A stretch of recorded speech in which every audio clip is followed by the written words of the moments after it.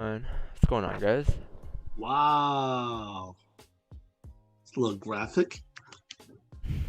What happened? The song towards the end. Oh, What's going on this morning? I am feeling good. what's going on? It's gonna be a great day. About to catch some pips. Pips. About to catch some pips, man. It feels so weird popping on a lower lot size, man.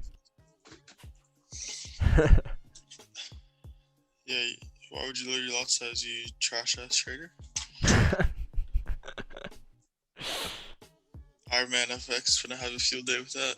Who? Ooh. No free promo here, bro. Oh shit, yeah, my bad. Spider-Man FX, Spider-Man FX. No, you didn't. Oh, He's probably gonna message me after the stream saying this. 100%. He messaged me last night.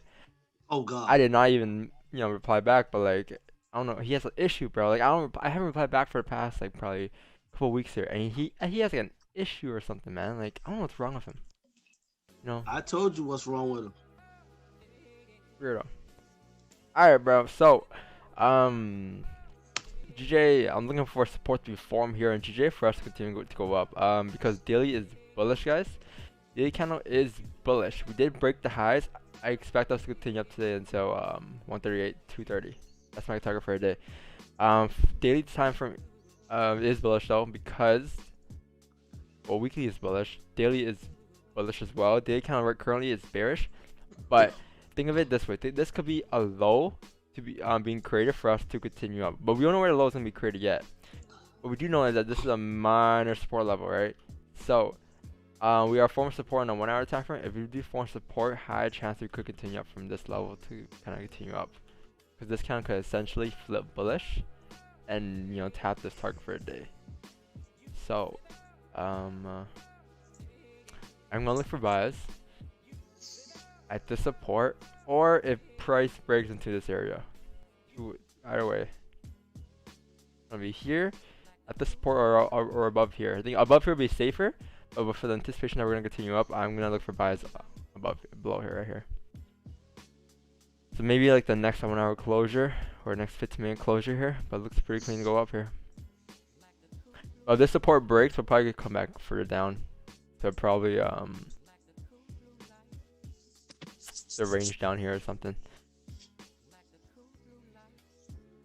But this is exactly what we kind of broke down yesterday during the Asian session. I sent the whole paragraph because I couldn't send a video. But I mentioned how like if GG this wants to go up, it has to respect the support if it wants to drive out. Support fail to find support here, then we continue further down here. So now it's up to this area. If this area breaks, we'll probably come further down. But if this area respects, which looks like it should be able to continue up. Alright, but let's see what happens, because I think it can happen here. Okay, just break it, or we could respect it to go up. So let's see what happens, guys. But I am bullish.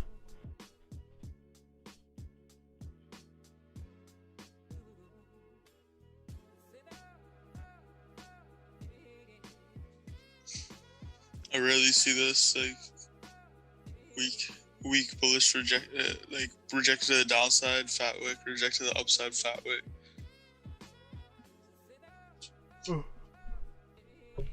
It's so cold, man. Oof. It's cold in Toronto. Yeah, man. It's 9 degrees right now. Celsius. Yeah.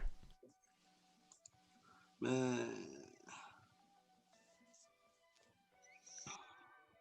That's like New York is 14 degrees, so it's not different between Canada and New York, honestly. Okay, so it's like a 32. That's like 41 degrees here, something like that. Yeah. Hello, Don. Oh, you're getting better. You're not calling me Roger no more. You're starting to put some respect on my name. What's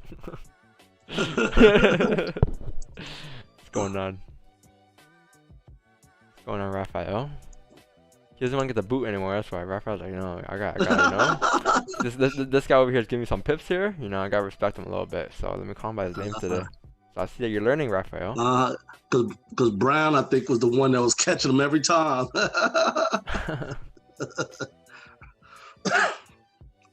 I want to announce that I got my results back. And you Are negative. negative. Good shit. Good stuff. So why you coughing then? Just a little cold. Little yeah, cold. you Little know, cold. the other stuff that's been around for 2,000 years. The other stuff that's been around for 2,000 years. You can't have the cold or the flu anymore. No, you can't. Say what?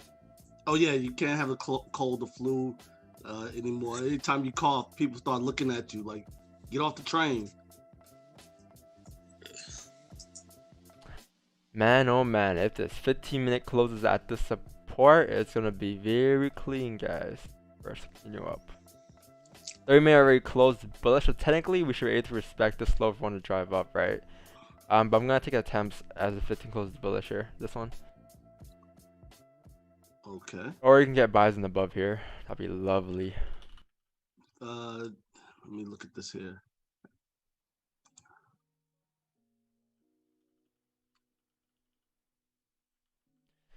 My chair's too high.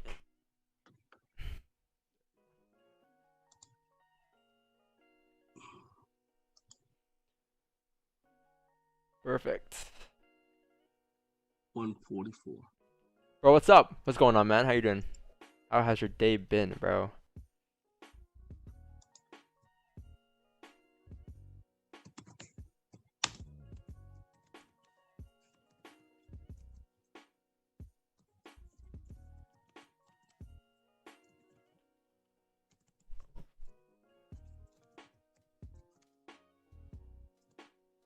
We had a nice day yesterday. Did you guys overtrade yesterday? How'd you guys do yesterday? I got off the stream like you told me. Closed my charts. That's it. How do you do it, haters? Well, when people come in here saying, yo, Wix and Lie, is that you? You know, it doesn't really affect me, you know, because at the end of the day, man, I know what people's tensions are, and I'm not gonna let people like that really affect my day or anything, because I understand that they're just trying to look for some type of attention, some type of, they want to, you know, start some stuff for no reason. But at the end of the day, as long as you ignore it, you win. Because if you start putting your head in towards there, what's gonna happen is you're gonna let them win, and you never want to let the opponent win. Right? You just wanna, you know, ignore it.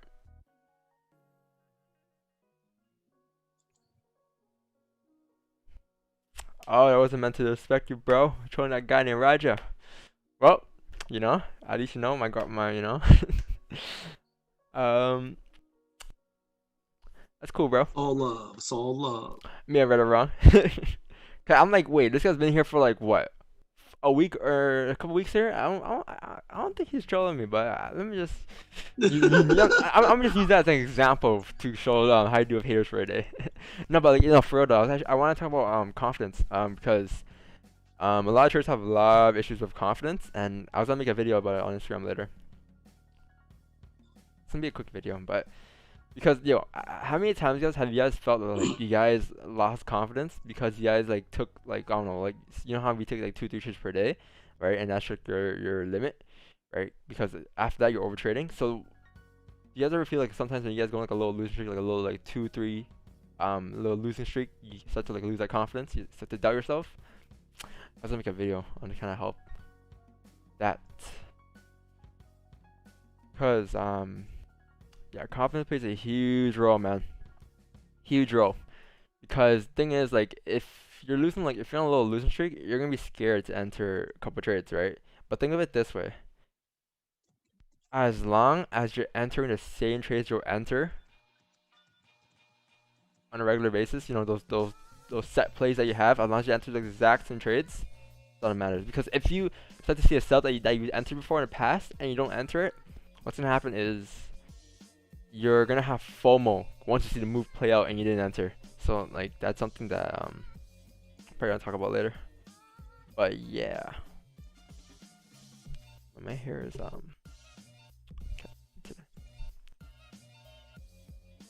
morning, chaps. What's going on, man? Oh, sure. Before I make you a moderator, by the way, let me make you a moderator. 117 people in here. 150. What's going on? This early? Damn. Glad to have you guys. 150. I'm so Yep. confused. Cause at this time we should have around 70, or like, you know. But what's going on? Word's getting out. Yeah, we guess word's getting out. Damn. Yeah. Good shit, guys. I mean, what's up, guys? Every time I up my lot size, I take an L and lose confidence. Yeah, I actually lowered my lot size. I lowered my account size as well for the rest of 2020, because I had a very good year. So I'm like, okay, you know what? I'm gonna actually withdraw a portion of my account and then leave only 25k in it. So I'm only gonna use 234.0 lot size for the rest of the year. And then 2020, since I was stuck at 8.0 lot, I'm gonna start to like, you know, 2020, I'm gonna start to like, you know, go back to 5, 8, and there's something kind of build up from there, try and get my way to wherever lots I can get to in 2021. Right, so. But I feel like if I just, you know, I just got to the last couple of months easy here, because I had a very good month. I mean, very good year. I had a shit after September. Well, not bad. It was like a decent month, but it wasn't as great as my other months. But yeah, 2021, I feel like I had to I'm gonna start to take off with my lot sizes. I think we can probably hit 10, maybe in 2021, somewhere in 2021. But you know, I'm not gonna force anything. Obviously, like I have the balance to do so, right? So like I'm not really leveraging or anything, but it's just like the mentality thing, you know. It plays a lot, man. It affects you a lot. But same concept, you know, 10 pips either way. Still have a lower lot size, still catching 10 pips, dipping, you know. You never had that desire of opening the 10 lots? I have. I've opened it once. Oh my god, of water. No, I wasn't able to do it, man. Just it was different, you know. It was different. Cause that was when like I was starting off with 8.0. Like that was when I first started 8.0 lot. I went from 5, 6, 7 to 8, and then when I put the 10.0 lot, I was like, okay, I was testing water to see what I could have dealt with, and 8.0 was the max I could have dealt with. So I'm like, okay, I went to 10, I had to go back to an 8, and 8 was like my max. I started work for an 8 for like pretty much the whole entire year. But that's how it be sometimes. Like sometimes you don't go like 1, you don't go from like 1 to like 3, or maybe 4, and then you start to realize that 4, 3 is too high. You're gonna go back to 2 lot. So you gotta figure out what's like, you know, what you can handle. Obviously, just make sure your account is like less than like 4% risk, 3% risk. Okay, you sent a chart here. I'll take a look at it, man. I got you. Hey, the chat's different today or something, man. You guys are different today. What's going on? You guys had a good day or something? I feel the vibes through a chat. Hey Don, this it looks like the 15-minute candle. What is that? Weak bullish or bearish? 15-minute candle closed very red, man. That's bearish. Oh, man. I'm sorry. I'm sorry. I was looking at another candle. I'm sorry. I got a couple of charts over. Yeah. Yeah, we're just no biases yet. Yeah. Because the support could easily break here. Yep. 1 hour could easily come down here. Yeah, probably sell to be like below this level.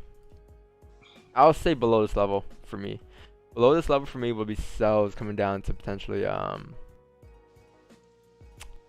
this is so choppy, but probably potentially to like these levels down here maybe.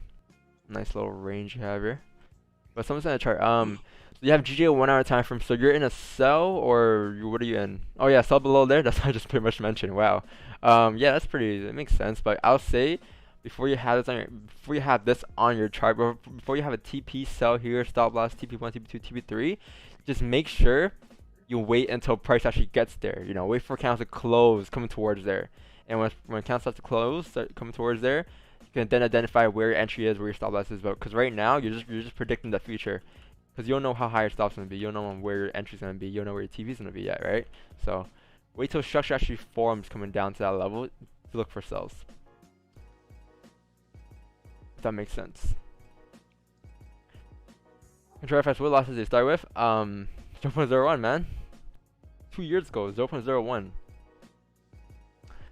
What if you see your signature setup pop up like 5 times and you take them? Is that overtrading? Yes, that's overtrading. No matter how good a scenario looks, you gotta understand that you taking this trade is you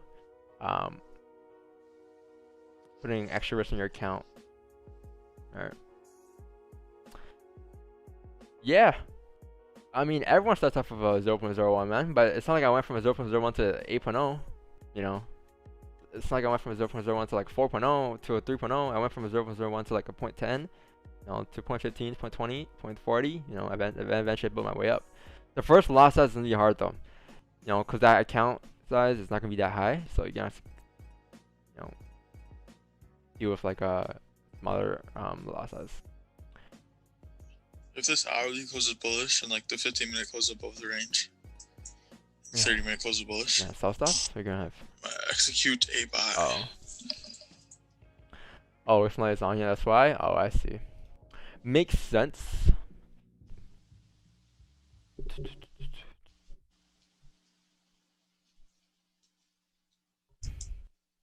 Waiting for a 30-minute close above 893. What do you think? 893. 893. Let's take a look. I mean, that makes sense. I mean, if you're waiting for a 30-minute closure above, you're pretty much anticipating that this support should be respected for us to continue up, because that's pretty much 893, right? Yeah, but like I think I'm waiting for the same thing, but I think you should wait for a bullish candle closure, because the way we close here is going to be very important. So if we close bearish, we're closing bearish at support. Higher chance it has a chance to come down to the next support. But if you close bullish, we have an indication that we could reject off this heavy support here for us to continue up for the bullish trend for the day, because daily is bullish and daily could be making a low and it could flip at any time here, right? So take a look at the day time frame. Where are we gonna go to? We could either go to, you know, this support down here, or maybe this support down here before we continue to head up, right? So if you go this support down here on a smaller time frame, once you start to like show bullish momentum, we could look to start to flip bullish again and retest the highs eventually. But that's gonna come with it's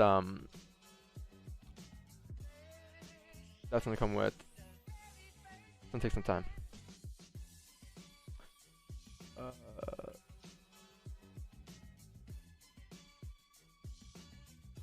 Let's figure out here. Trying to figure out if I have a decently strong support down here. Pretty yeah.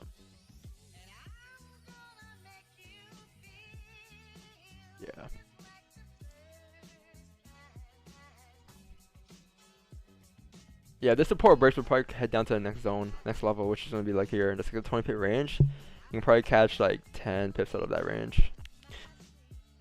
It's not that great of a range. Yeah. Pretty messy. What's going on, Jay? Hey, Don. Yeah. Could you answer Iota Nippet? I'm sorry if I messed his name up. The last question right there. I personally do not think lot size is a big deal, because pips are pips. Your account size and risk management is the ultimate. Isn't lot size tied into risk management? Yeah, because your account size shouldn't be risking more than a certain percentage. Exactly. So you can't just over leverage, you know, and try to catch this many pips or that many pips. You know, it will depend on your lot size. Like I said, I'll say, lot sizes don't matter, pip sizes don't matter. Like that would change over time, right? But what will matter is the move itself. You know, like the move will change, because this move will never change no matter what case scenario. No matter what lot size you put, the markets will print the exact same candles coming down or coming up, wherever it wants to print. Yeah, your lot sizes should be like pretty consistent based on your account size. So yeah, it's like all tied into risk. Yeah. You got $1,000 account, but you slap on 5 lots. Yeah, then like there is no risk management. Like, You're gonna learn really quick that 2 pips or 5 pips in the opposite direction does matter. Yeah, Like pips don't matter. Yeah, 10 pips can make 1%. 100 pips can make 1%. Same thing, right? The pip sizes and account sizes will be X. The rest will never change. You know. Like, you know, for example, like I caught a sell yesterday on GJ, and I lowered my lot size for starting October, right? So I caught a sell for 3 pips. I mean for 3 lot. So that's $300 for 10 pips, right? That would have been $800 on a $800 account. I mean, on a 8.0 lot. So same concept, still same 10 pips. So that would never change. So you just gotta work with your risk. That's what's important.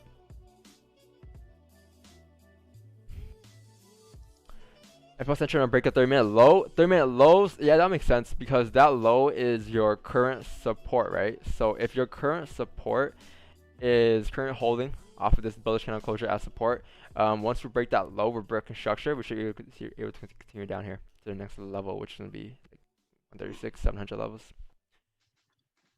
That makes sense, yeah. I'm not really gonna look for sells in this area. I'm looking for sells below this area though. This is where I'm looking for sells at because this area is pretty rangy. And so it's a 20 pip range. Like it's a lot of traffic here. So I'd rather take sells below this area, coming down to the support down here. You know, like from here to here looks much better. I was gonna say like the only thing about sell stops is support you have right there, and then like there's that wick. Yeah. Just gotta be wary. Can I get a look at US 30, please? When you get a chance. Yeah, I'll take a look at it in a bit. Thank you. 2 seconds. Alright, so you sent a chart here. What's going on? Would safer sells be below here to test 136, 320, wait for candle closure here, or breaker retest? Below, yeah. That could be safe, yeah. Because this area is just a little choppy for me, yeah. Same thing I just said, I just mentioned. This area is pretty choppy. You have like, you know, you have this little range, 20 foot range here. Obviously, it should be able to continue down here, but it's just there's a lot more traffic here than this right here. You know what I mean?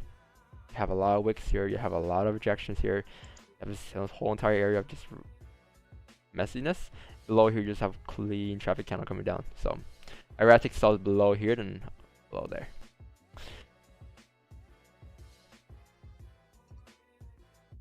Um, 785 not support for you. 785, yeah, it is a support, but I'm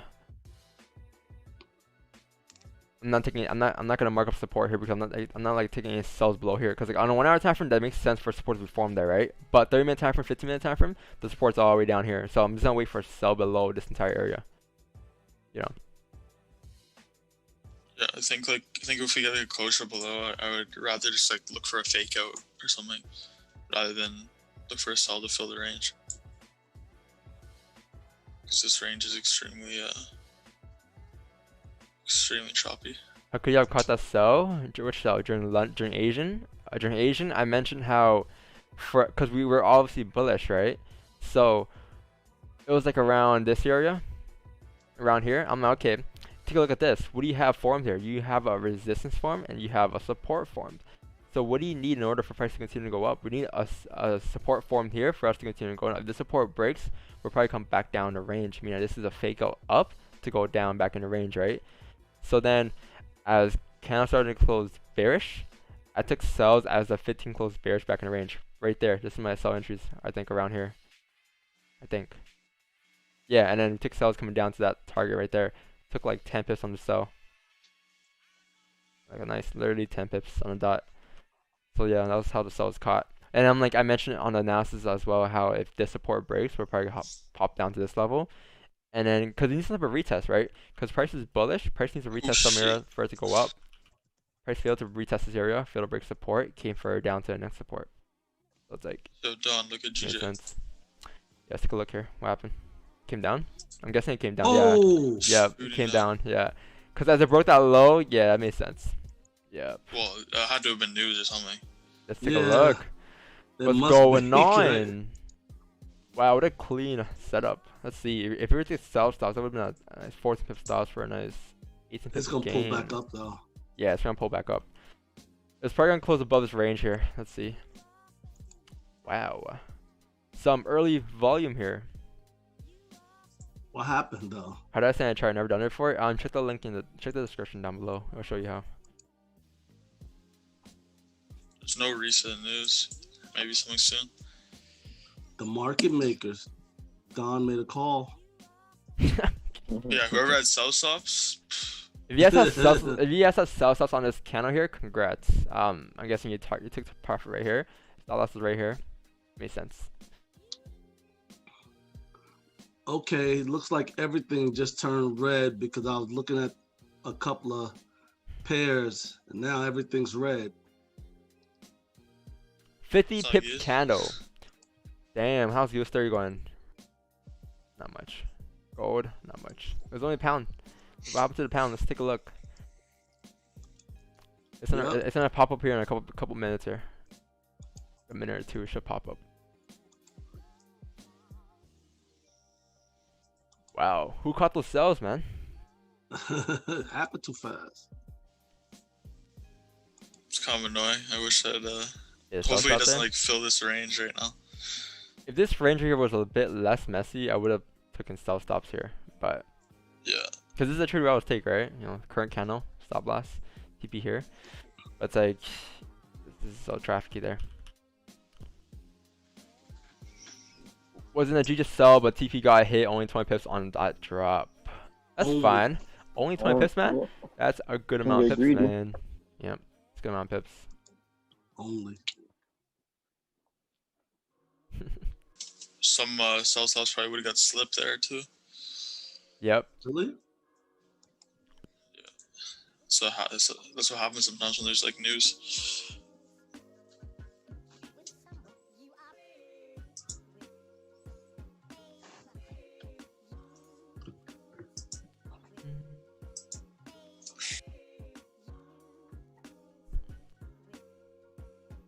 If you had sus up there, you would have slipped like 20 pips. Possible move correction later in the session. No, like yeah, we can still we gotta figure out where we close here because we gotta close like below the support here for us to take more sells coming down. Because below the support, man, and we're probably gonna come down to looking at these levels right here. That support right there. All right, that makes perfect sense. That's my next target for sells. This is a nice, you know, you can get a wick fill here probably. A nice 30 pip range. If we close below, we'll probably get a wick fill. And then you can start to look for entries on like the 50-minute time frame, on a 30-minute time frame. Right, but just remember it's a new hourly candle. And no 1 hours are close below the range here. Looks like it in a minute. So should be able to continue further down here. Potentially something like this.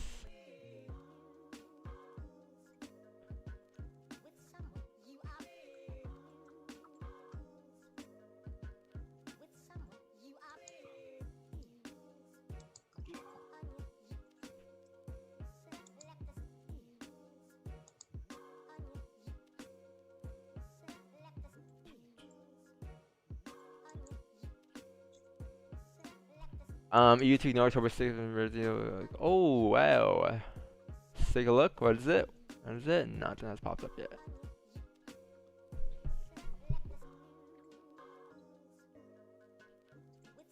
I mean, like I said, guys, daily time frame is still bullish, right? Daily hasn't really came down to that support yet. I mean, it pretty much tapped the support here. So let's see how price reacts here. Because in order for us to go up today, we're gonna need a daily low to respect this low right here for us to go up, right? So obviously it makes more it's easier said than done now. We're obviously bearish on this current candle, right? And we could potentially come down further to maybe the support down here, which is our target 136.365. So let's see what happens though. Let's see, because someone said bad Brexit news. Yeah, it was bad Brexit news. Oh, okay. We're gonna find out in a second here, but yeah, should be able to come down to that support here. So let's see how we react there. Let's see. Okay, 1 hour has closed below the range here, so it makes sense for us to continue down here. So now the only thing is you gotta look for your entries, right? And how are you gonna look for your entries? You're gonna probably look for your entries below the support here. So if you get like some type of 15-minute closure here, I'm gonna look for sells coming back down to the support to kind of foot a wick. Because we are closing below that 1 hour support, you know, at 136.678. So let's see how we close here. Let's see how we, let's see those 15 closes there. But we need this resistance here to hold in order for us to continue down. 136.678 does need to hold.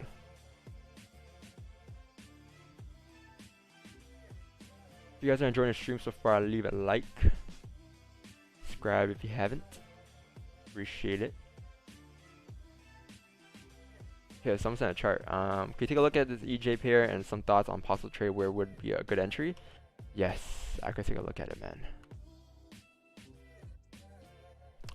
Yo, Sam, when you said GJ went down, like, okay, probably went down like 10, 20 pips. I look at it, oh my god, it filled the whole entire range. Yeah, started waterfalling.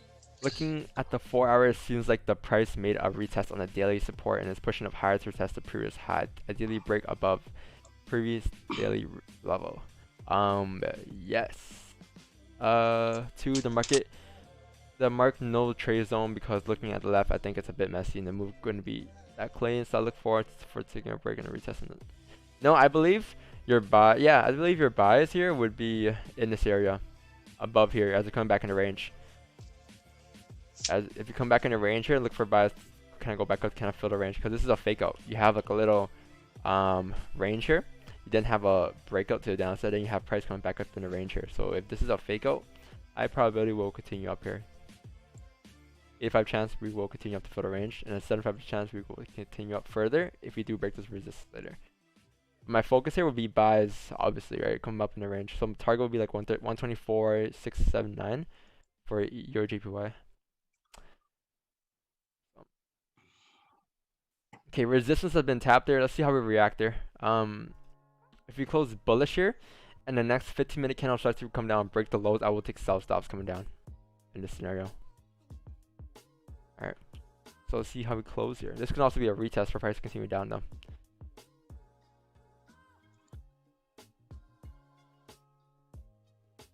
But now the thing is, like, now you have a new range, right? Before you had a range from like here to here, and you were expecting us to respect this low for us to go up, right? But if now that we broke the support, this is your previous range. So if you come back in the range here, if we close bullish back in the range, we'll potentially pop back up to kind of fill the range. Be a clean traffic. The good thing about this move is that in the future, or today, tomorrow, you know, in a couple weeks, this candle here is gonna be clean traffic for us to go back up eventually at some point. If you do stay in this area, right? So let's see what happens here. Very key. Yeah, if the 15 closes bullish here as support back in the range. Like What happened? I only think about the people that don't place a stop loss, and then they imagine you're in a buy, and then you just go to the back, and when you come back, minus 30 pip. Imagine, man, because there's some people that they place the stop loss because they prefer to close manually. Yeah. Imagine. If you were in a buy, my friend, I'm gonna pray for you tonight. People who caught tops and bottoms would have gotten a buy there though. They would have gotten a buy here. People who caught tops and bottoms. They would have seen a W formation here. They would have been okay, prices bounce off the support again. This is a double bottom. I'm looking for buys to go back up here. And they would have got stopped out here. Alright, so that's why it's so important, guys. Wait for candles to close, man. In your favor.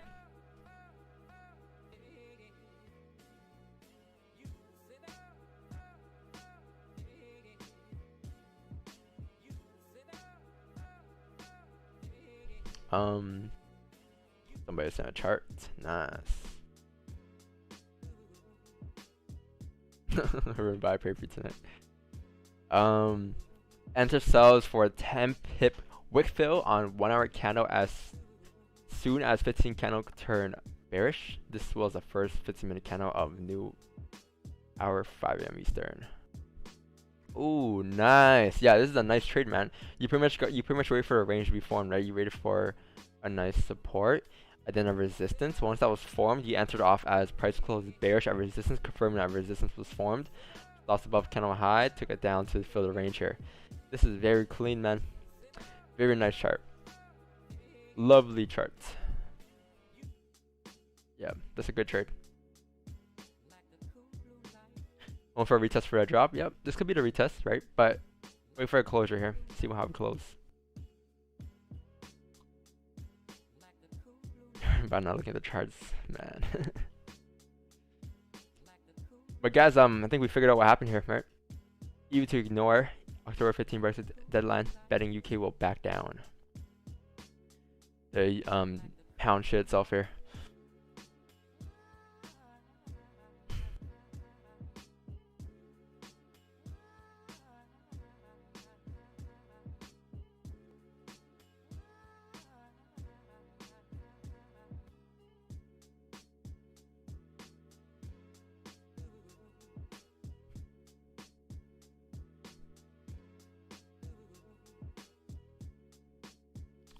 Yep. Channel has flipped bearish. This could be your retest for a price to continue down the fiddle wick here. Let's take a look. Oof.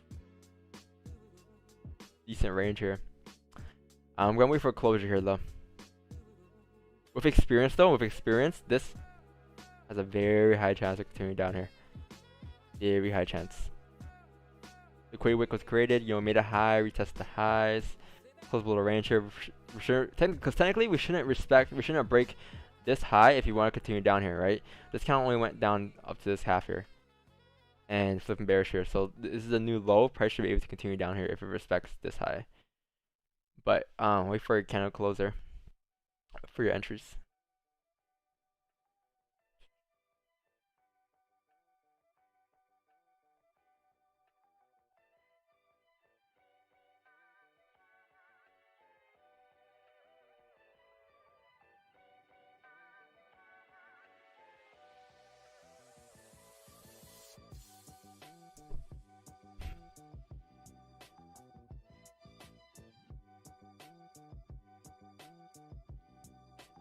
So our drop from today is clean traffic for the future. What about traffic that's ranging to the left? Why doesn't it affect?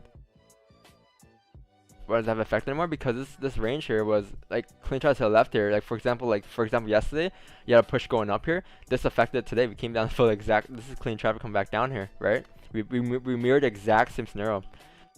So same thing for this. In the future, if you decide to go up again, let's say for example like in a couple of weeks here, or maybe tomorrow, or maybe today even. We start to form support here. You're at these levels, and then we start to come back up. As you make a new range, to come back up in this range here. This now is going to be clean traffic to go back up. This area right here, right? Because we're coming back towards these levels here again. So, see how it makes sense? You kind of think of it this way. You're never going to miss a move because, sooner or later you'll catch the exact same move going the opposite direction. So when you see stuff like this happen, like I know a lot of you guys have FOMO, but it doesn't really make sense to enter right now, right?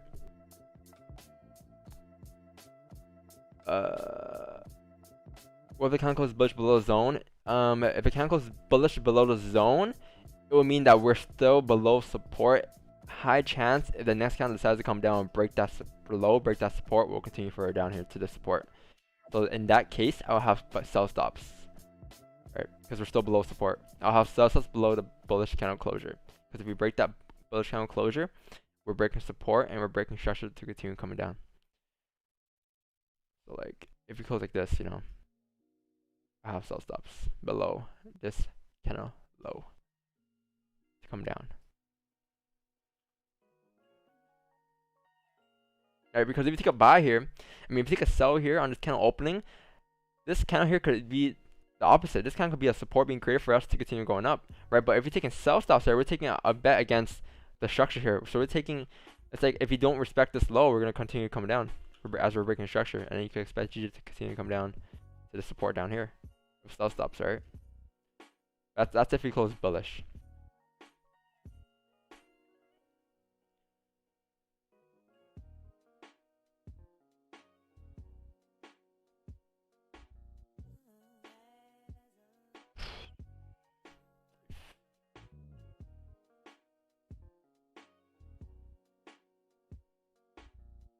Or start trading gold again. Are you going to be watching G and gold side by side? I'll be watching it like this. I'll be watching it like this, but I'm not gonna watch it side by side. It's going on right now. It's going down right now. Yeah, it's probably gonna continue down here. $100. Damn, Bryce, nice. $100 dono from Bryce, nice. $100 donation from Bryce, nice. Jeez. Damn, Bryce, what's going on, man? He won a course actually. He actually won the course. The last giveaway we had. Paul? That's not Paul, man. That's Bryce. Nice. Wow. That Hey, my is Cash App is. that is Bryce. Nice. Tell you what my Cash App is. Wow, congrats. I appreciate the dono, Bryce. Good job, bro. Hey, Bryce, have you been hitting pips? He just got the course. I Oh, you don't got the know. course? Yeah, I don't know if he has 10 pips yet. He just got the course. Paul got competition. Yeah, Paul is the other guy that donates all the time. They'll flip the 100, don't know. Nah, man, that is gonna. That's probably gonna go on my YouTube payroll or something. I don't know what's gonna. I haven't figured out where it goes yet. So, I'm pretty sure it goes Go to me. ahead, IG. I think it goes to my other like YouTube stuff. Man, Bryce nice. All love, man. All love. You ain't gotta donate that, but I told you. Good job. Oh, he's been trading gold since June. Damn. Good job, bro. Hey, but how come you're not on a Zoom call, man? That's my question here. How come you're not on a Zoom call?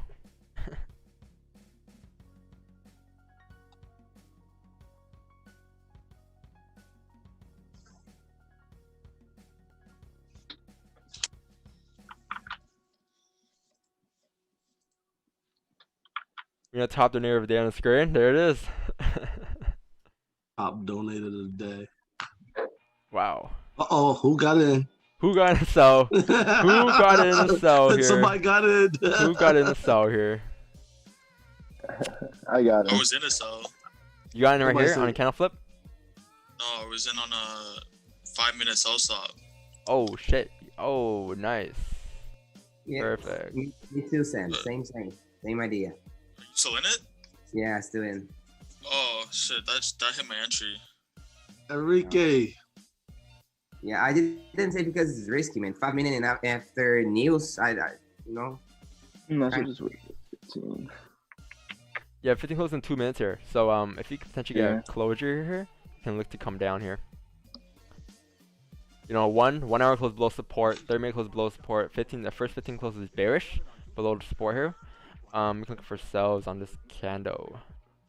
Issue you have though is there's always an issue, right? The issue here is you have a big stop loss here, man, and the range to go down is not that great. So maybe you can do like a current candle stop loss, potentially, right? We are tapping on minor support though on the 15-minute time frame. Very minor support here. On 30-minute time frame, sorry, not 15.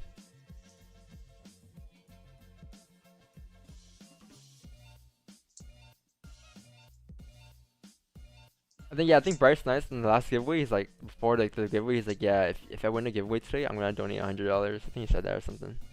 I can't remember. Let me go to Prosperous. You're here again. Wow, I remember Prosperous was an OG, man. He was an OG, like back when we had like 8 to like 5, 10 viewers. Like around like 5, 10 viewers. That was when he was here, and he took a break or something. I don't know what happened, but he's back now. I'm guessing. All right. Yo, below this range is so clean. Take a look at this. Below the supporter, you have a very clean move here coming down.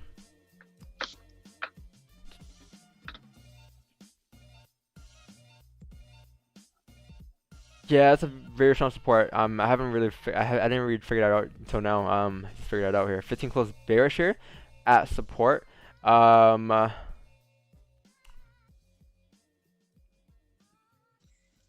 entries. just Yeah. like- No entries. So if you were getting in, you would have gotten at the top of this candle to come down to full range, right? But I didn't realize that this is minor support here. It's like your little range you're in right now. So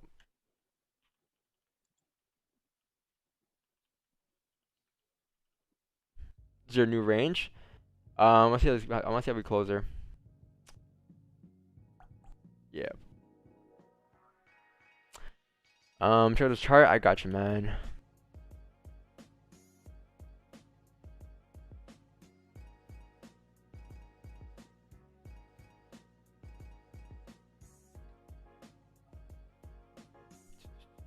Okay, so what do you have here?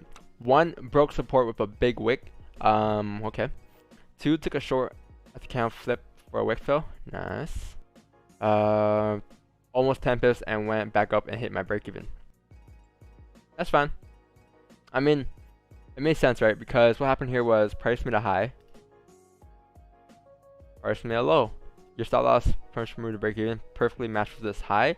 Price came back up to hit the high.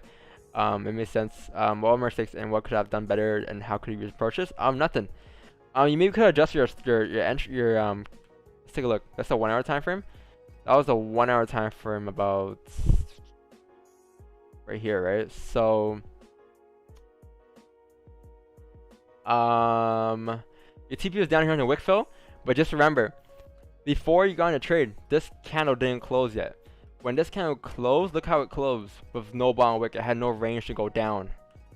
High candle, next candle just, kind of came back up. Next 15-30 minute candle came back up, and eventually flipped back down later. But aside from that, there's not much you could have done. I mean, it was a good trade. If anything, like, do the same thing again in the future. Right? Just remember, like, nothing's ever promised, right? But this is a very high probability trade, I can say that. So I'll take it again if I see it again. Right. Control FX RSI. What's going on? Did you see the news? Rest of the news? Yeah, EU to ignore October Yeah, I read it out Brexit. like 15 minutes ago, bro. Oh. Yeah. Where are you? Control FX by GJ. RSS is oversold. I remember the last time someone told me the RSS was oversold. I took sells and followed a trend, and man, it was like over here. I believe it was over here somewhere. We took sells right here. People were like, yeah, it's oversold. It's gonna continue to go back up. Came all the way down, and it came down again, and then came down again, and then came down again. And so like, I don't know, man. I don't trust. I don't trade the RSI. I don't use any indicators. But what I do know is that we are 4 minor support here on like the 15-minute time frame. And if we start to close bullish back in the range here, we can look to go back up to maybe fill this range here. That's what I see. So, yeah. Yeah. Right? If the 15 closes bullish here, we will look for buys to go back up in the range. Above the resistance though. Above here, a closure above. Look for buys to kind of go back up here. Because think of this as your retest. We had a bearish trend, right? You had a bearish trend here. You need a retest. We need to make a support and a high at some point. We made a support here, right? But now we need to make a resistance. This is the resistance that's being formed, right? But if we break this resistance, high probability we're going to continue back up to the next resistance. Think of it that way. Because in order for us to continue down, we need a retest. That could be here maybe. That could be here. Who knows, right? But if this resistance breaks, we'll go back up. If we respect this resistance, we'll pop back down. So let's see how we react here at these levels. Very important level.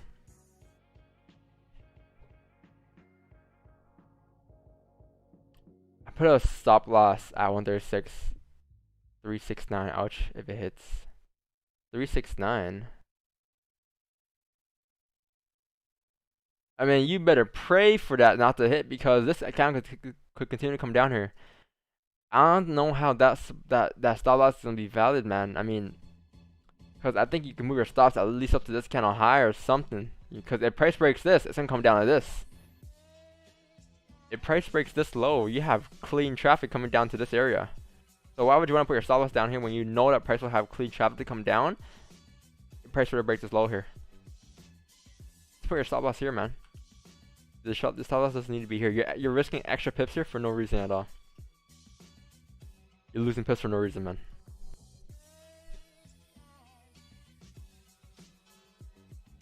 I'm gonna take a 20 loss and thank my lucky stars. Well, make sure you're closing a trade off with like technicals, right? Not because you have emotions. Like, oh, you're down this much, you're closing here, Like, make sure it makes sense, But where are you in a buy or sell? You're in a buy, right? Oh man, where'd you in a buy? Right here? Oh shit. Tough, man, tough. Tough, man, tough. I'm gonna add him to my list, my prayers list. Oh my Jesus. Prayers list. Not buy, bro? Why? Oh my. Very risky buys are in, man. But if it plays out, then it plays out. I mean, it's your analysis, right?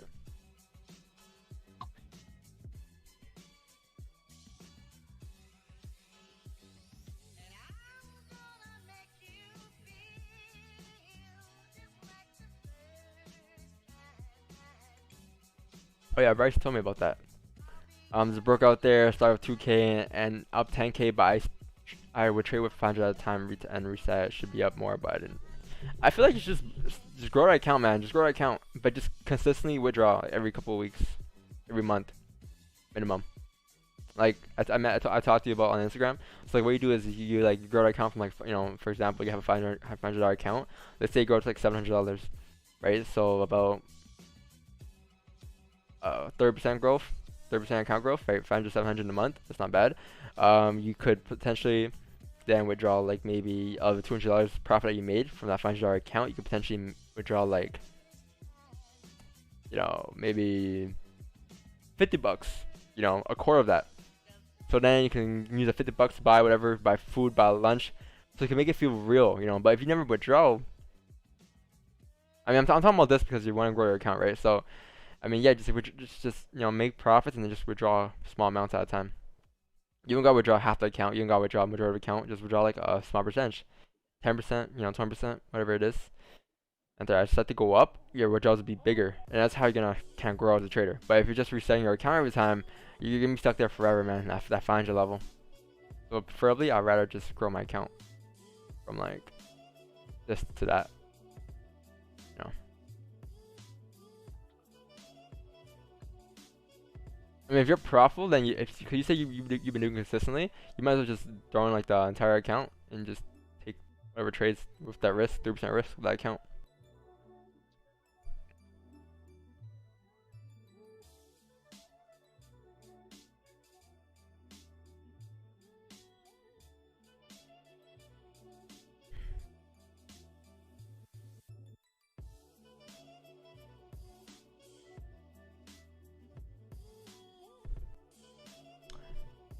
Yeah, it is way much better. I agree. I feel like I was getting I was trying to trade. I mean, it's not bad, you know. Like, don't, you know, it can still be. It's your plan, right? So whatever works for you, just stick with it. But from me, 'cause I think I tried that before in one time, at least in my trading career, and it didn't really work out for me because I had too much emotions. Because, you know, every time I went down to like 500 account again, I just kind of want to over leverage my way back up to that bigger account size. So that's when I started. But yeah, I mean, if it's been consistent for you, then you know. All right, someone sent a chart here. Let's take a look. Raja sent charts. Raja, you sent the wrong chart. Nope, never mind. I clicked the wrong chart. There we go. Okay, so you have the 1 hour time from here. USD. You have currently you have. Take a look. You have daily resistance formed. You have wait for break and retest. Self stop, close half, close foe. Yeah, that makes sense. And wait for break and retest and target orange line. Yeah, that makes sense. You have a little perspective here on a smaller time frame, and then as we start to break this is like a daily support. We'll continue down to this daily support down here. Yeah, that makes much sense. Yeah. Yeah. That will make sense. Yep, a closure below this range here, I'll take sells, yeah, for USD. Thoughts on AED/JPY? You can send me a chart and I'll take a look at it. The reason why I ask you guys to send me charts is because I look at too many things at once here. Well, I don't want to look at too many things at once here. I just want to take a look at GJ here and focus on GJ. So, yeah. When I look at other pairs, it kind of just throws my focus off because I'm just on a different pair. Gold is going to continue up here, man. Gold just broke the 4-hour highs. Gold is bullish, and we are going up. We are bullish. Daily candles flipping bullish as well. We are bullish today for gold until 1927. So the year of... Oh, speaking about this, where's Ifty? It's been a while since Ifty was in the chat here. It's been a while. Let me tag him.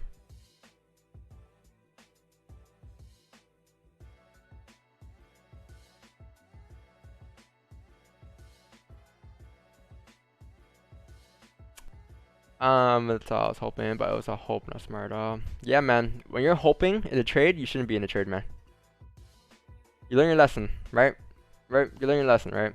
Because why would you want to hope for something to happen and enter a trade and have that, you know, have that like,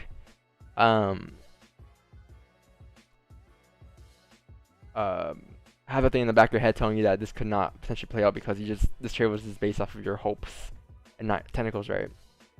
So I'd rather look for a trade that I'm comfortable with entering, that I'm confident in, and having confidence within that trade than entering a trade that I'm not confident with and just having that feeling inside of me during the whole trying to trade. And that's when emotions will come into play, right?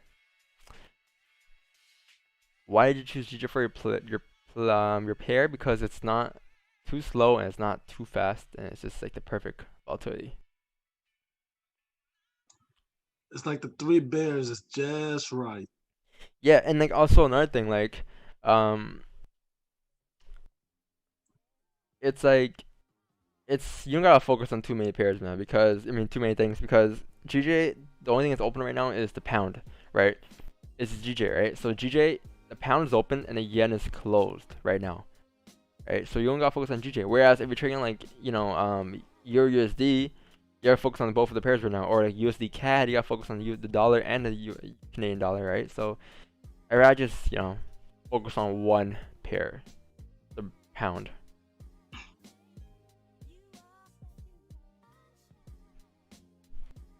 Would you ever put a sell stop at yeah? So we actually considered the sell stop here. The issue I had with this trade was this range here. It was a pretty messy range that we were coming down to, but I did mention how stop stops below here, stop loss current candle would have been valid here for us to come down. But it was just like very messy here, so I didn't enter. I waited for a break of the support to take more sells coming down, but I didn't take sells yet because there's no confirmations. You feel me?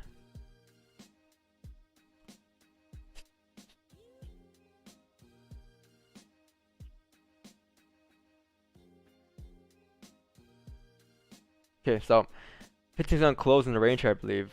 Let's see.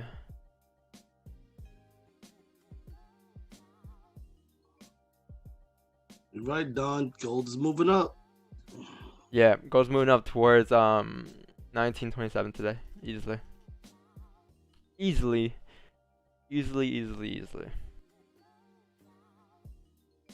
There's a minor support here, but like I earned that, it should be on its way up. It kind of broke above this level here and made a resistance here, so high probability it continues up today. Yeah, I have my chart marked up wrong, but yeah, above here you can look for more buys probably. Oh, that resistance. Alright, think of it this way: price came up, broke resistance, it's coming up towards this resistance now. If you break this resistance, you can get buys and above here for gold, coming up further to 1927. Alright. That'd make much more sense.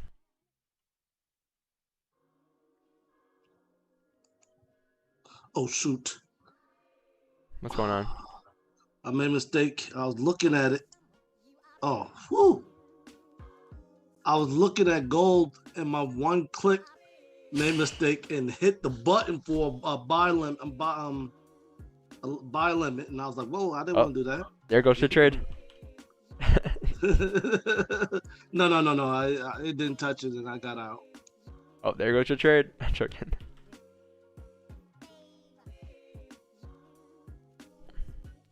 Yeah, that one click. That's why they give you that disclosure before you set it up. You might hit the button by accident. Samurai gets better positions by mistake than on purpose. Oh shit! Shots fired. Hey, Oh man. Who's getting out of position here? Oh my god. About to.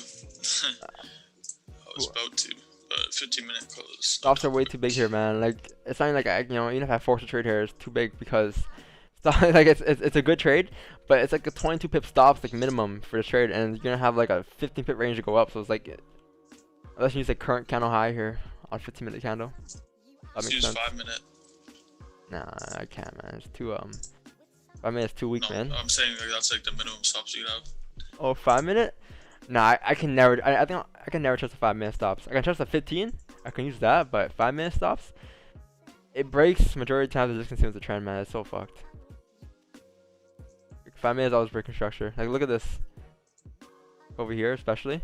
You know, came up, made a high, broke the high, came back down, made a low, made a high again, broke the high, came down. You know, it's pretty messy.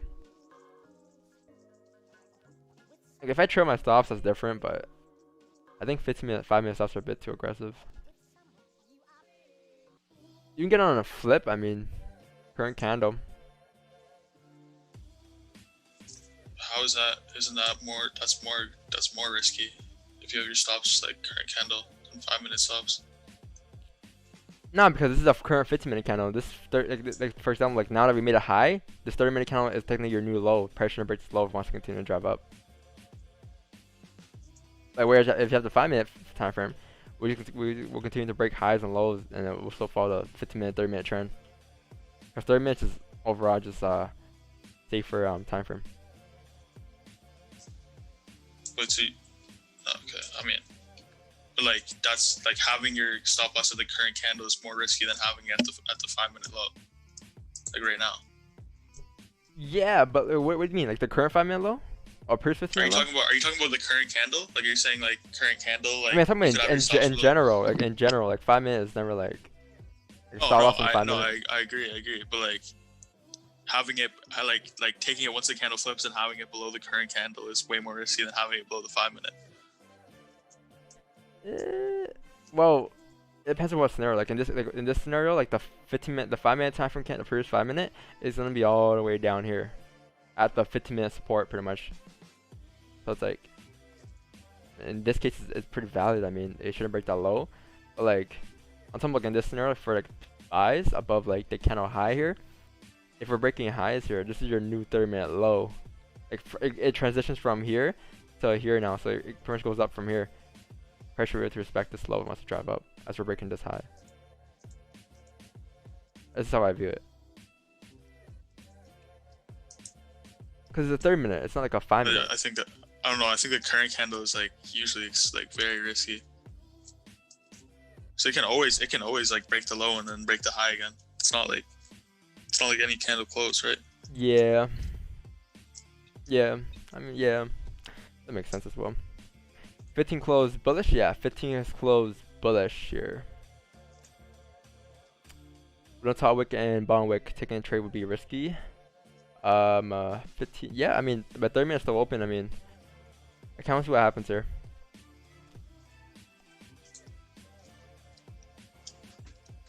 Because we close above resistance here, the issue I have is that, you know, the range to go up is not great. Like it's like a 14 pip range here. Not great at all.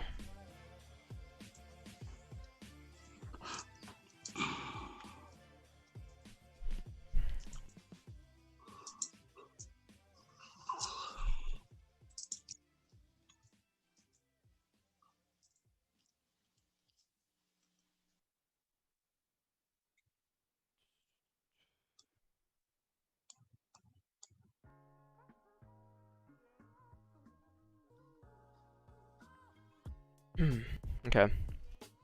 15 has came down to tap that support. So in order for us to continue up here, we're gonna need the support to come to close very above this resistance here. Because if the support breaks, will come down in the range, right? So in order, think of it as like a real retest. We broke above, we need a retest here to continue to go up. So technically the support here. So I believe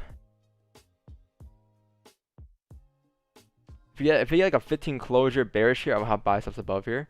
But other than that, I don't think there's any other way I can enter buys here in this scenario. Like on the flip of this kind of high again, right? But like the flip of breaking this high again, but yeah, I probably take buys here. If this kind of flips here, above this kind of higher, I'm gonna look for buys going up in this range here. Nice little 10 pip range here for a nice little like 10 pip stops. 1-for-1 risk to reward. Not bad, right? Yeah. Because this is your low now.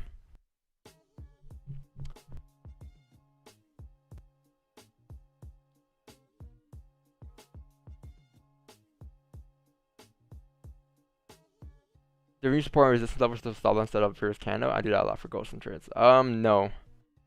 Because support and resistance is based off of counts anyways, right?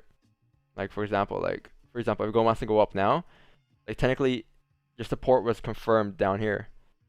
And if you start to break lows, start to break structure, what it means is that we're probably going to start to come back down, right? For example, if we start to come back down here and break this low, you look for gold to come back down to this range here.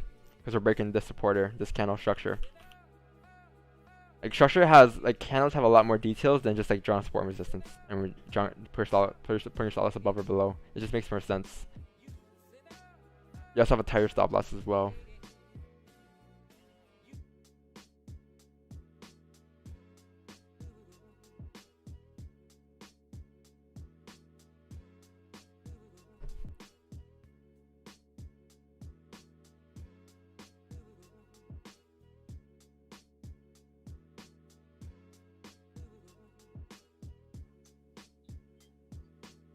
You looking to enter on the break of the high?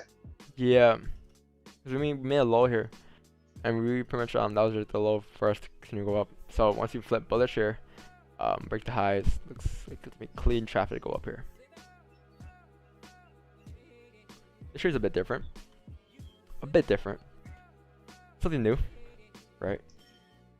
Well, not new, but like, it's just like, I've seen this happen so many times here where we spent like the first like half of the 15 making that wick, and then once you start to flip bullish and break the high, that's the low for us to continue going up. That's your support formed on the 5-minute time frame for us to continue going up here. Pretty much like saying like current candle entries. Oh, guy in here. Nice. Oh no. What's going on? Stops is below this candle here, and target's up here. This is my trade, guys.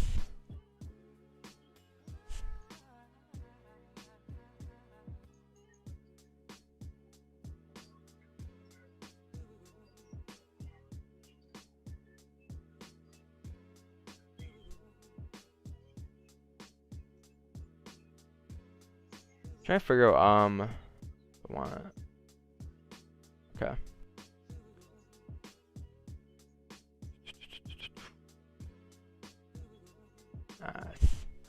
Nice little trade here. Yeah, gonna buy here, guys. Stops is like 9 pips, TP is like around 12 pips.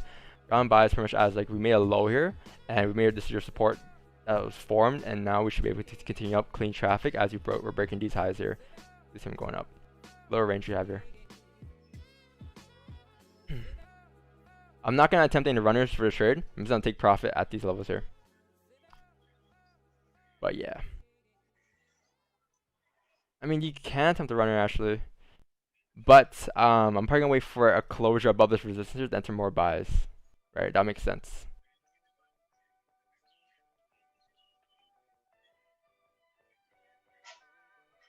If I were to, like, I'm probably gonna take profit here, and as we look for more entries later on, as we break above this resistance, coming back up to fill the range. If you do close in the range here, because you're anticipating that this candle should be able to close in the range here as it starts to push up and as it forms support here, right?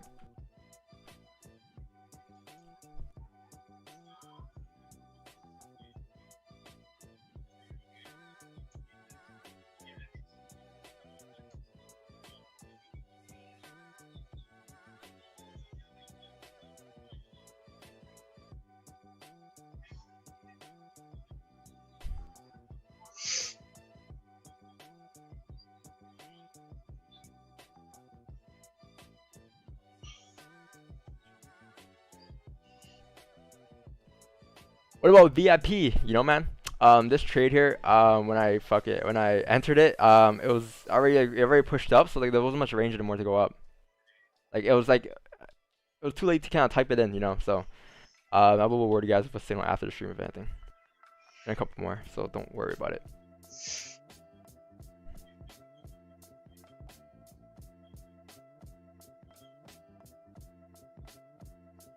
Alright guys, so this is a scenario this is what I mean though. So you know how I made a video on like, you know, moving your stops to entries, you know, about entries and stop line, your how to have minimum stops. In this case, same thing as scenario, right? Same scenario.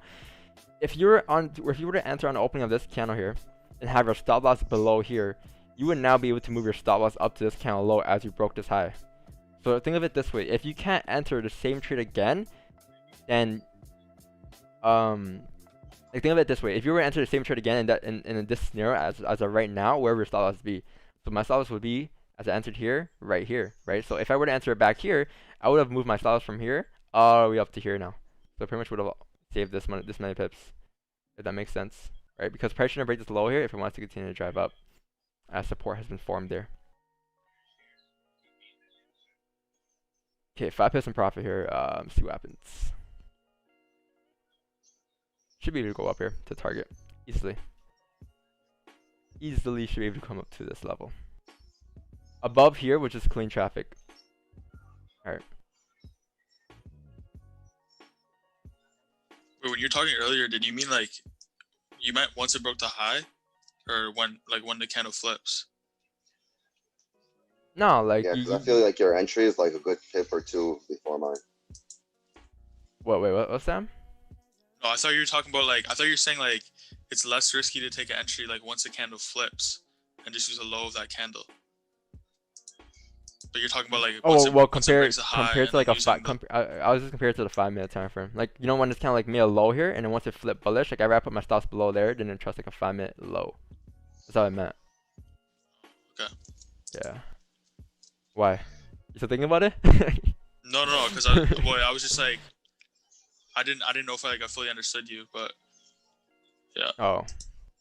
Well, the 5-minute depends on some scenarios. Like when it's like very volatile, you would have got stopped out on that, Yeah. But like if you, yeah.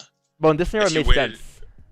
The 5-minute makes sense here because I'm actually speaking of the 5-minute guys. I'm actually gonna move my stops here to break even on a trade because my this 5-minute here made a high and low, and pressure to break that low if it wants to continue to drive up here. So I'm moving my stops to entries here based off the 5-minute time frame. I'm like 5 pips in profit, so it's fine. But yeah, cause take a look at this, Sam. So like when how you had discount here, that for example in this scenario, if price were to flip bullish, price shouldn't break this low, right? Think about it. It makes sense in this scenario because your support is down here anyways. So if price were to come down, it's probably gonna come down further. Like in some cases it'll make sense based on structure, but yeah. So when it's like hella volume, so it's like that's like a 13 pip stop. Yep.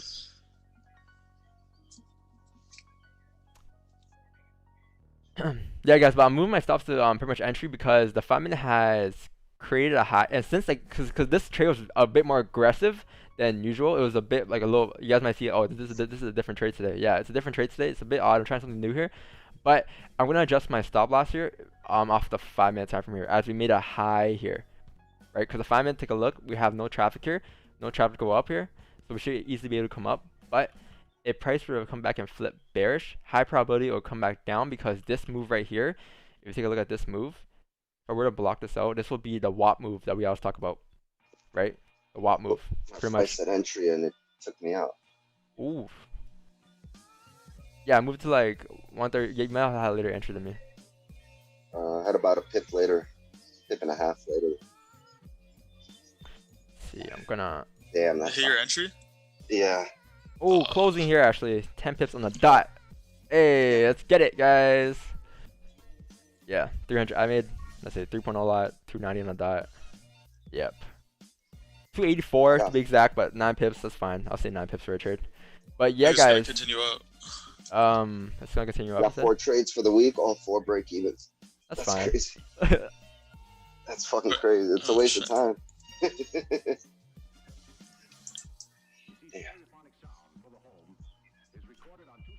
I go to get coffee and I miss the trade.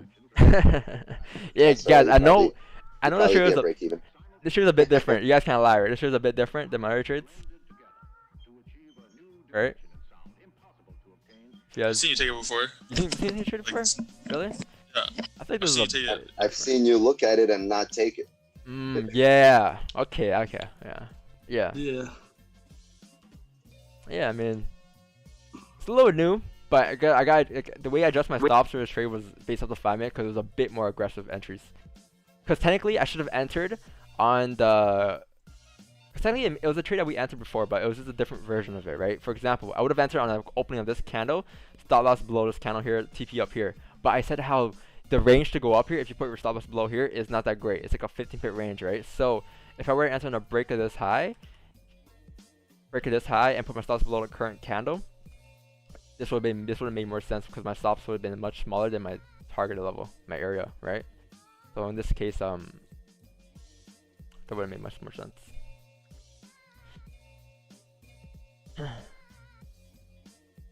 Hello, sir. This is your market maker. I've been rich. What a great trade.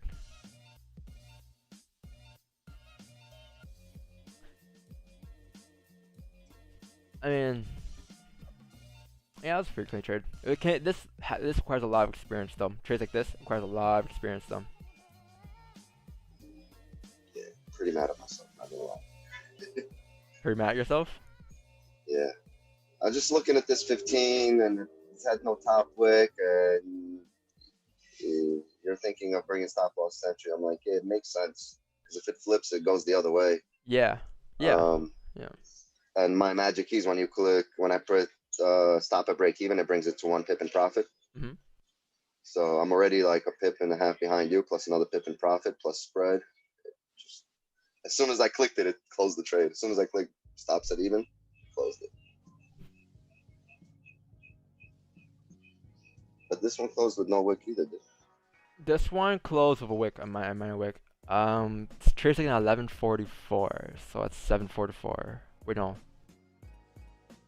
Close at 44. Oh yeah, 11:38. Okay, so 7:47. 38. Okay. Trade's taken. 7:38 a.m. Yeah, I see Monty. He has a cool idea. He has a timer at the bottom right of the screen for the time. So whenever you guys check the time, he doesn't gotta like go back and check the little time on TradingView. You can literally check the time at the bottom right of the screen, which is pretty neat. I'm trying to find something like that. Okay, so didn't get the setup you just traded.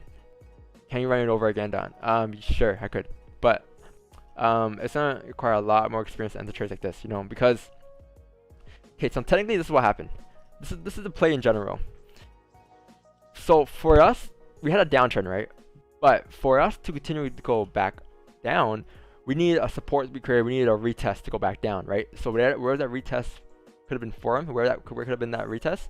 That retest could have been formed on this level right here, this resistance, right? Because price came down, made support down here, made a resistance. We need this retest for us to continue coming down like this. This is what the normal trader could expect, right? With the trend, right?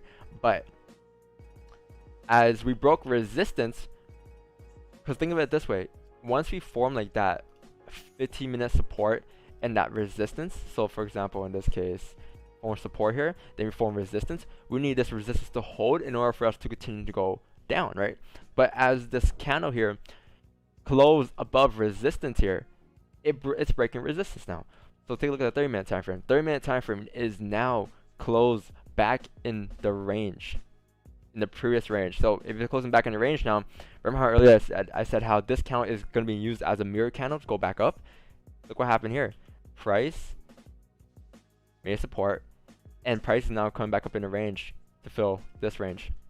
And this is just clean traffic to go back up here. So now what you're gonna need, you can still think of it in a retest way, where you need like a retest maybe here to go back down, right? Same thing again. If this resistance fails to hold, we're gonna pop back up. If this resistance starts to reject and we start to close bearish at resistance, confirm resistance, we'll probably come back down to kind of retest the lows again, right? So that was the trade breakdown. But it was just based off of like just basic support and resistance, honestly. Us to come back in the range. But my entry level was a bit off though. My entry level was a bit more aggressive than usual. But again, experience, right? Above and beyond for free value. What a guy. Hey man, appreciate it. I couldn't enter on a 15 of some sort of support formation fire trade though. Organic. Yeah, I mean, like it was mainly based off a 30-minute time frame as it closed back in the range. This is a perfect scenario of it, right? Because look left here. Where do we close? Right, we need to close below this purple line here, purple box here.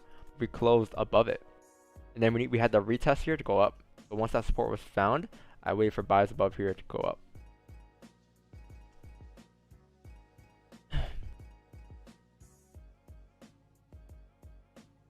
Wait, Wix, now what was your entry?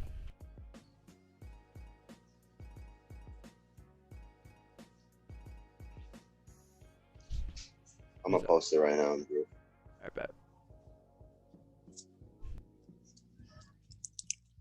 You have ECN, right? Yeah. No, my spread's very small. I just Talking about small spread. Yo, Sam, are you gonna move brokers in next month? Yeah. Where you going? Here's Where- the main, I guess. In my entry 2020, was I'm making my decisions. 136792. 792. Yeah, 136792. Oh, yeah, Break of the candle. yeah. Now I got it like right when it flipped. Yeah. Like 760. So, yeah, hey, it's about 3 pips plus the spread. Hey Donvo, what do you think of this idea? I got you, man. I got you. Don't worry. Send me your charts. Okay, so you have a Euro USD 4-hour time from here. You have overall target zone. You have clean traffic. You have breaking through minor resistance. Wait for buys. Wait for price to come above this zone and look for retests. Honestly, in this scenario, bro, I'll have a buy stop right here. Because the reason why is because this is a 4-hour candle. Your stops might be a bigger. I'm guessing you're more of a swing trader. So, the reason why I have it here is because you have formula resistance here. Resistance and rejection. But as we start to close bearish at resistance, if a bullish candle is coming up to break the high, we're breaking structure. High probability we're breaking resistance to continue to come up here to this resistance. So I'll probably have a buy stop here with my stop loss below the current candle, which is this. Anticipating that that's the low of the current candle for price to continue to go up as we're making new highs here, and it should easily be a rocket ship coming up for USD. But yeah, I'll have that in this scenario.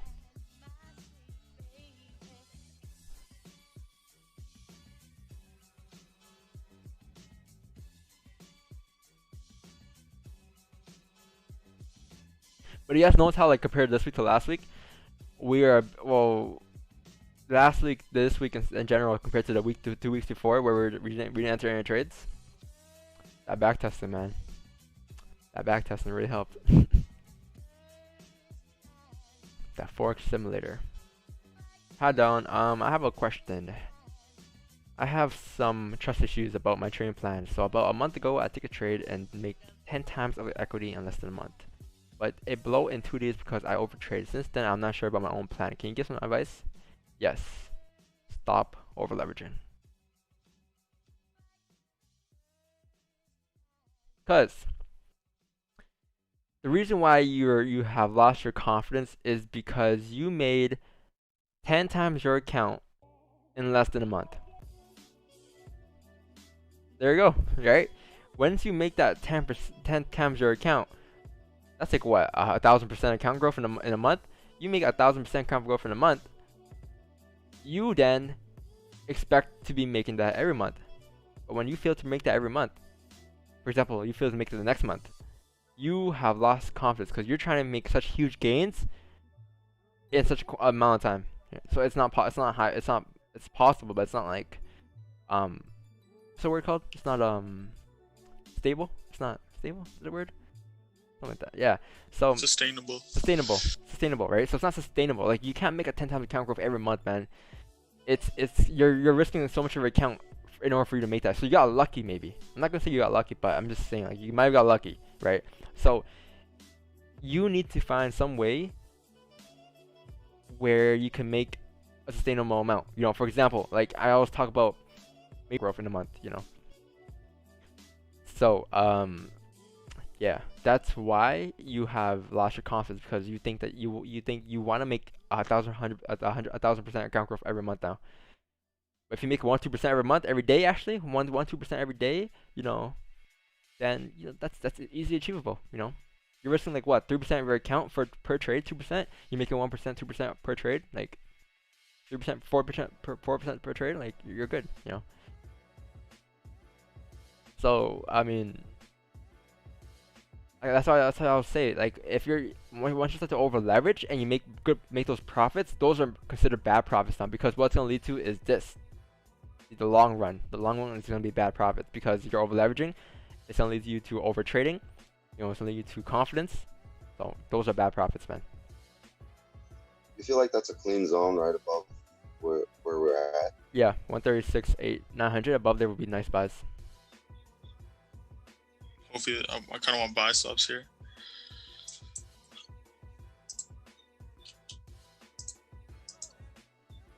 Buy stops on what? On what high? 15-minute candle. Oh, previous bullish 15-minute. You're trying something new? Bearish 15-minute. Well, it's bearish right now, right? Yeah, oh, the if it candle was closes. bearish. If it closes, okay. Yeah, yeah. Okay.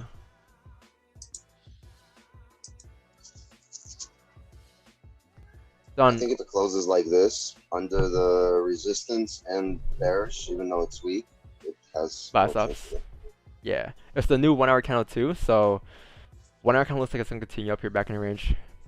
Preferably I want to kind of close in the range though, like above here, but then the 15 will close bullish. See what happens here. 4 hours, you know, close in an hour here. I could kind of see this already. The 4 hour could flip here, bullish in the range.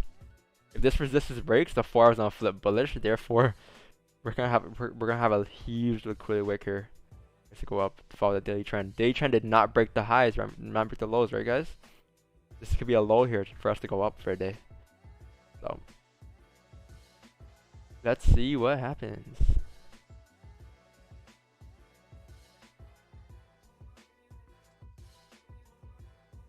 Where's this brokers list working Canadians? Use Traders Domain. You gotta choose your country as crypto though,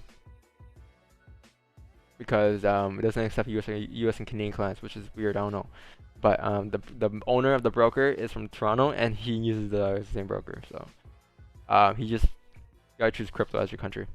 The owner of the broker uses the same broker. Uses the same country. But now I only aim for. I used to try to make 100% a month before, and I did, but it was very difficult. Yeah, it's very difficult. Like it's not as sustainable as if you were to make 30% count growth a month. Like 100% growth a month is not bad. That's actually not bad. That's like an average of like 20 trading days. You have 5 days, right? Yeah, 5%, like 5% an average a day. Like it's not bad. It's some days you can have bigger positions, but making that in. When was he making that? My first account, when I opened it, I literally went from $400 to $7,000 in 3 weeks. Your first And then ever I went to account. My first ever account, and then I lost it all within a week. Yeah. Because that's how. Yeah, that's you how it goes, haven't but built that psychology yet. You're like, oh shit, I'm just gonna gamble my way to like $1 million. This is so easy. Wow, why didn't I hear about this before? 400. When I told people I started 400 and went to 7,000, people were like, yo, can I buy your membership? Oh shoot. I'm like trading for 2 weeks. What goes up People must ask come me about down. membership. Yeah, exactly. So Um, whatever's not sustainable is no point in learning. I don't care how much it could bring you $1 million. That $1 million will be gone so damn quick. You have no, because it builds. You know what? I think the worst trades you can have, are winning trades because they build such fake confidence that it'll destroy you later on. So you don't want that fake confidence. You want to, if you took a bad trade, you want to lose that trade so you could learn from it. Because if you win from it, it gives you that false confidence to take it again and to lose that trade. So I don't know. That's just how I look at it. I feel like losing trades are much more important than winning trades. True that. I mean, when you're learning, you want to lose a lot, and you don't want to lose the real money. That's why they tell you, you go low and use demo. But when you're learning, you want to learn the right way. You want the right wins. You don't want the wrong wins. Yep. You don't want those bad profits, man. 50%. Bad profits are like fake friends. Yep. Good sample there. So what are the spreads on BTC on Traders Domain? BTC on Traders Domain, I have not sure. I never traded BTC on Traders Domain. Wixon, do you know? From our BTC I fellas. can look at it. Hold on, it's fucking pouring rain and sunny at the same time. You see that? I can't see your cam. Let's take a look. Oh shit. Damn. It's literally pouring and sunny. Is that a rainbow? Yeah, I see the rainbows all the time. You're gonna get one of them right there. You see the rainbow? Yep. Big Yeah, ass. kinda. A little bit. Some. Good time to take a trade. It's gotta be some gold here. The lock character is back, guys. Hey, I believe we're gonna get a wick from here in a 15-minute time from here. 1 hour candle closed below the range here, but high probability it's gonna continue up to fill the range here at 136, 890. So you have that to, yeah, you can use that as like your, I guess, your advantage, and anticipate that we're gonna eventually break this high to continue up to fill the range here. Yo, are you gonna have buy stop, Sam, or Wixon? I wish the candle closed a little bit weaker. No, Just I'm raising now, my lot I don't know. size going full Now it market. just looks like it's gonna go. Would you take sells as 136.67 gets broken? 136.67, 67. No. Actually, that makes sense. Yeah, because this is like your new range, right? But preferably sells would be below this level, 136.500. I would think sells below there would be much more valid. Because this is your overall range, right? You have a range from this resistance, and then you have a range from this support. It's your overall range in this range. By the way, guys, if you guys took the first trade, leave a like. If you guys enjoyed it, enjoyed my little breakdown, enjoyed my entries. Appreciate it. I think we're gonna head down, test the lows. Yeah, maybe. Yep. Find support, maybe. The resistance here makes sense. Yeah.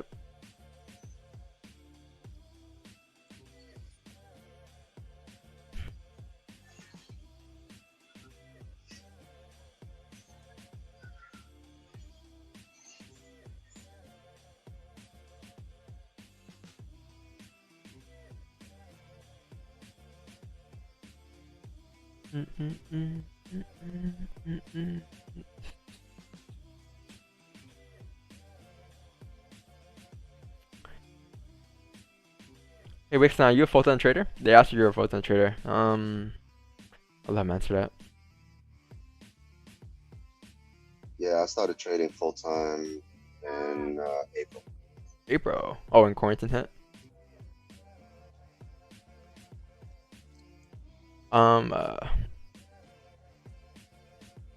FX Pro, I never heard of that. C Trader. Oh, C Trader. Oh, you want C Trader? C Trader? I never used that, honestly. Is C Trader better than MT5? Do you guys think? Anything is better than MT5 and 4.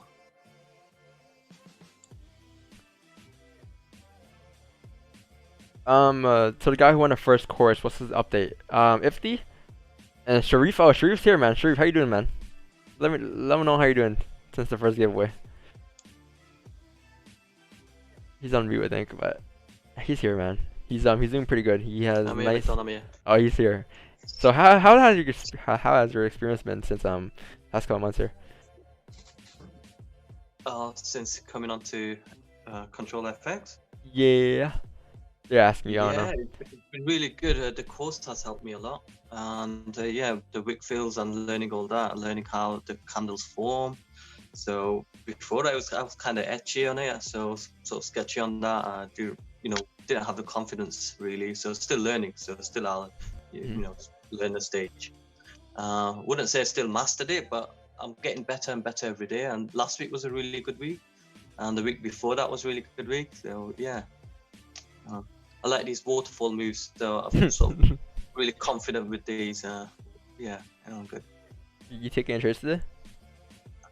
No, Mondays I tend to take, if I can, just one trade, but Mondays and Fridays I try not to take any trades. Today's not Monday. No, yesterday. What about yesterday? Oh. I'm talking about today. You Yeah, taking trades today? Yeah, I'm not.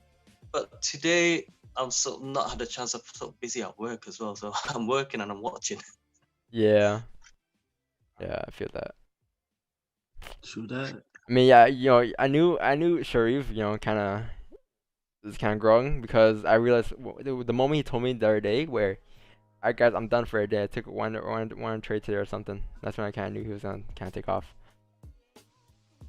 I think he had a pretty good week, or no, he had a pretty good week and he didn't trade Friday. That's what he did. He had a good week and he didn't trade Friday because he understood that Friday he could have lost by here or whatever he made. So. Right, MT5 sucks big time. It doesn't calculate how much money you're putting in and doesn't tell you where you're placing your stop visually. Yeah, it does. On the computer, it does. On your computer, it shows you where your stop loss is, and it shows you how much profit you'll make as it taps TP and how much you lose if it does your stop loss. Or is that the device? No, I think that's MT5. MT5 shows it too. So. Yeah, but it's not on the phone though. On the phone, it does not show that. On the phone, it's pretty ass. I'm not gonna lie. The phone MT5, MT4 is probably the worst trading thing I've used. Well, only thing I've used, but it's probably the worst thing I've seen. When I first got MT4 on my laptop, I asked my friend, like, yo, is this like from like 1800s? Like, how old is the software? You know, there's no updates. It looks so like old and played out. But I got used to it. I got to say as well, one of the best things that I've done is back testing. So that's really helped me a lot. Simulator? You have the software X? Yeah. I mean, I know we had the conversation yesterday about TradingView, using TradingView and using for back testing as well as SoftwareX. And I think Don mentioned, the candles don't form. You don't get to see the candles formation on TradingView. They just pop up. So, but that's a big thing. You got to learn how the candles form. So on the 30 minutes when they're like, sometimes we usually look at the candles and say if it's going on a downtrend. So if a new candle forms and it starts going up, we know it's creating the wick, and we've got a better chance that it's going to create that bottom wick to get sells. So we don't see down TradingView. Mm-hmm. Yep. That's the thing about TradingView. Like, if one day eventually, hope they update it or something. But yeah, it's on MT4.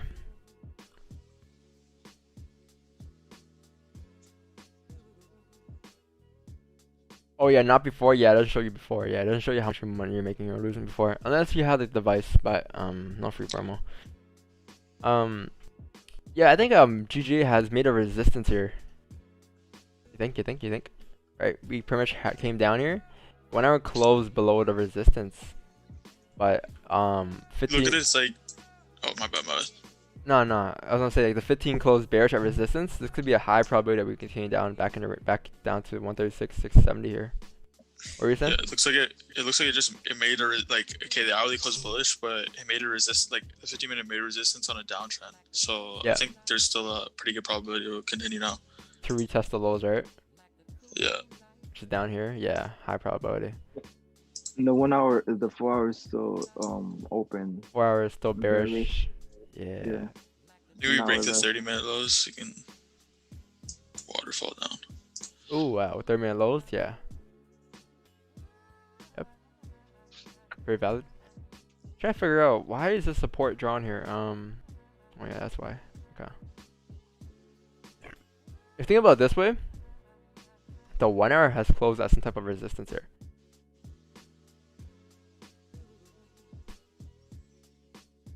Because the 1 hour resistance is up here, right? This is a 30-minute resistance I had earlier. So I'm in high probability it's going to continue down here. But let's put that support there. Very minor support. Yeah, below that 30-minute low would be valid. Are you going to have sell stops or something?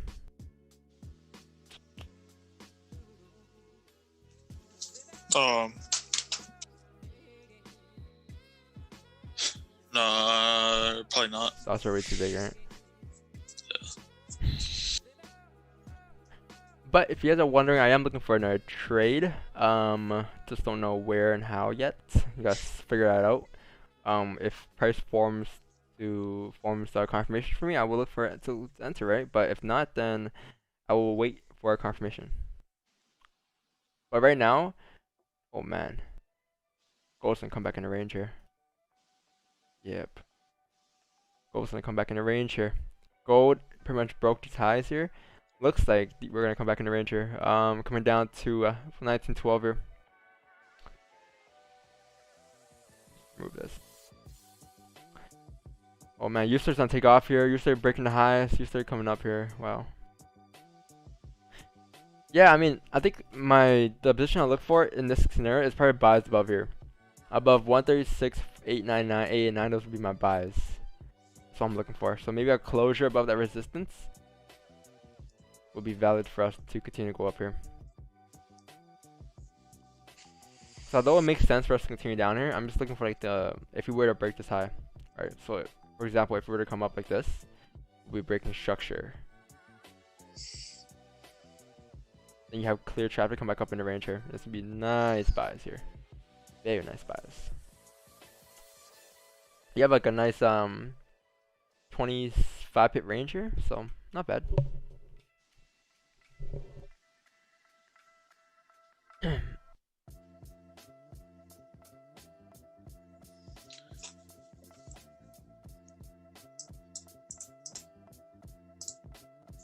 Ooh, tough.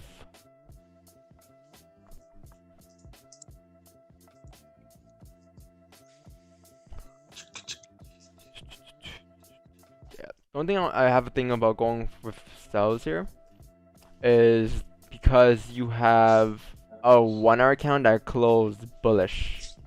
I know it closed below the resistance, right? But overall, it's still bullish. So technically, it shouldn't break this low if it wants to drive up, right? So Yeah, I think if the 15-minute candle goes bullish, that's pretty decent entries. for buys, Yeah. yeah. And 3rd minute here had a nice wick fill. This is gonna be a low for us to go up here. Oh.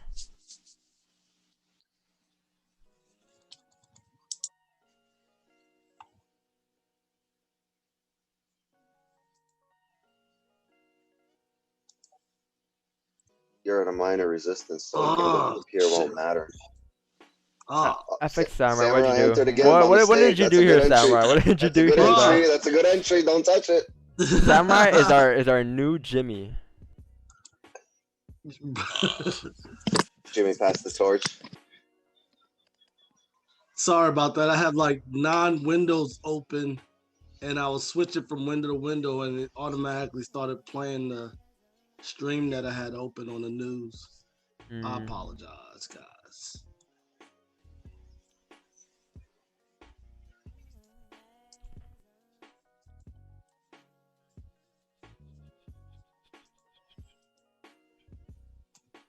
It's like watching paint dry. I'm gonna attempt to buy here. You? Oh, for the 15-minute closure? That makes sense. That makes sense. Yep, that makes sense. That's the first 15-minute candle. 30-minute has a wick fill here. 1 hour, first 15-minute candle. Price should respect this low if it wants to drive up. That makes sense. It's a bit different, but I mean, a bit different from you. But it What does scares make me in sense. situations like this is it broke the low already of the previous candle.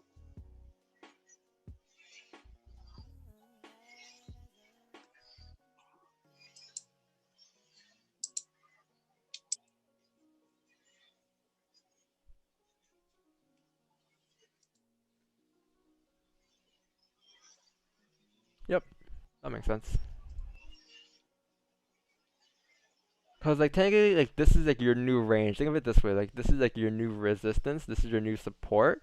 Price was bullish on support. You have a low range to go up here, and you can anticipate that we're gonna continue for the push up as we start to close bullish of resistance. Sam, you entered? Wait, Samurai, what did you enter? I didn't enter anything. Oh. What you heard was like I was like, oh shoot, because Oh, it's stream. like I said, yeah, I Yeah. didn't enter. Bruh, come on, give me a little credit. Low credit. Low credit. All right. I got have you some not credit. Better taken a trade Better call today. Amex for that little credit. I haven't taken a Amex. trade. I've been I haven't been confident in any of the trades that or setups that I saw so far today.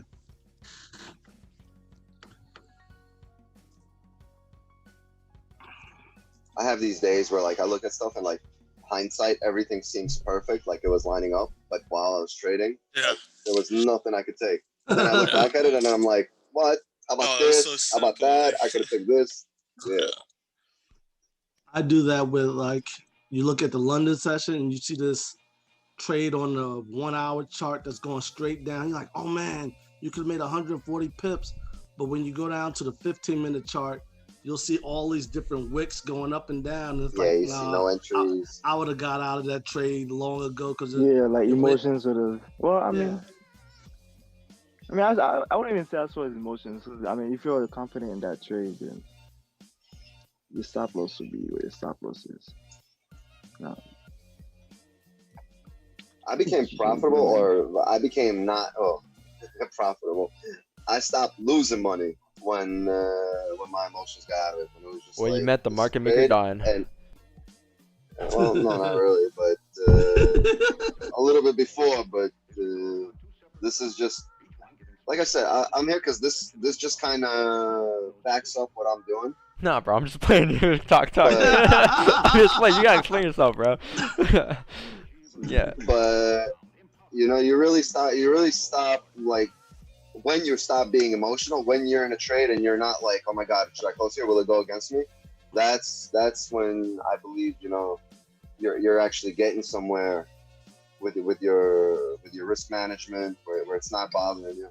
You could literally enter a trade, walk away, not care if it goes in any direction, just, you know, be confident that you're taking the higher probability trade. Mhm. Like when your emotions are out of it, your trades go so much better. But they're only out of it when you know that you entered a decent trade. Yeah. If you're entering a trade and you're not like, oh shit, this is a decent trade, then don't enter it. Yeah, because you don't want to shoot yourself. Because then you have like that feeling. Oh, should I close here? Should I let it run? Should I close here? Let it run? Like I don't know. No. Yeah. Whereas That if you feeling have shows like, up during a trade, don't be in that trade. yeah, exactly. Whereas you have like I a bet trade. you if you took that same trade with like a tenth of its size, you know, instead of a 1 lot, but a 0.1 lot, shit your you wouldn't pants. be that worried. Yeah. Yeah. Jimmy is not here, man. Jimmy is missing.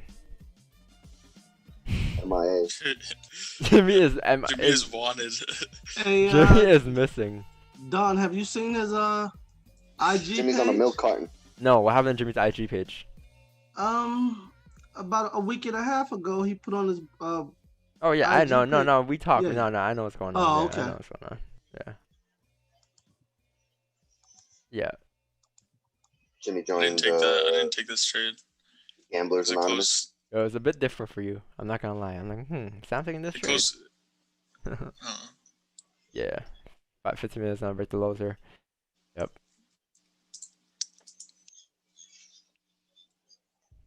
You know, guys, sometimes, you know, you gotta really, the way you move your stops to entries, the way you close half, the way you close your positions if you're in drawdown, well, you cannot do that with emotions, man. That has to follow with tentacles.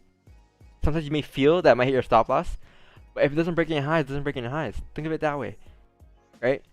So, like, for example, like, because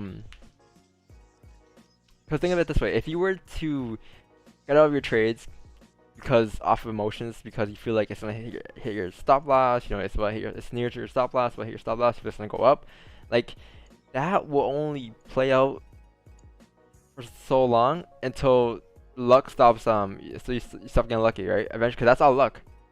That's all luck. If you're going off of emotions, that's all luck. You're getting off emotions. You're getting off cleanly without emotions. You're cutting your losses short with emotions. That's all luck. Whereas if you wait for accounts to start breaking highs and lows and getting out when price breaks structure, that's off of tentacles, off of experience, right? So think of it from the long run. You know, you can't just keep exiting your trades because you feel like you are about to hit your stops or whatever, right? So because your luck will run out at some point. And when your luck runs out, you will lose your confidence. So I always talk about like never move your stops or never close your trade off of emotions, man. It shouldn't be like that at all.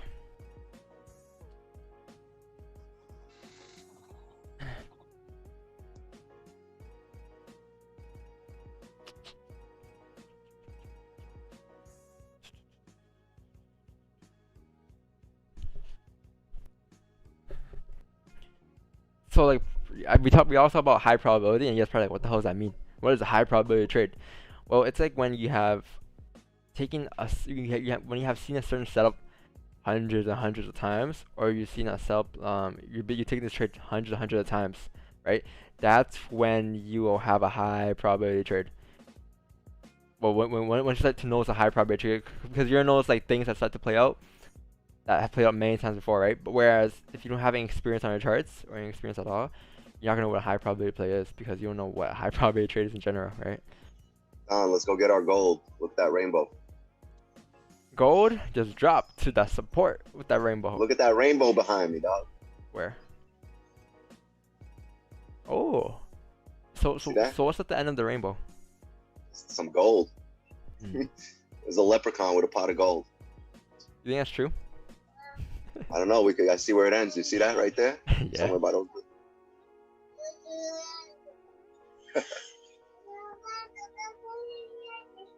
And whose kid is that? Oh. That's my daughter. She sees the rainbow, so she wants the gold too. Hey, man, I like the way you talk. Thank you. I talk pretty fast. Pause. Hog you.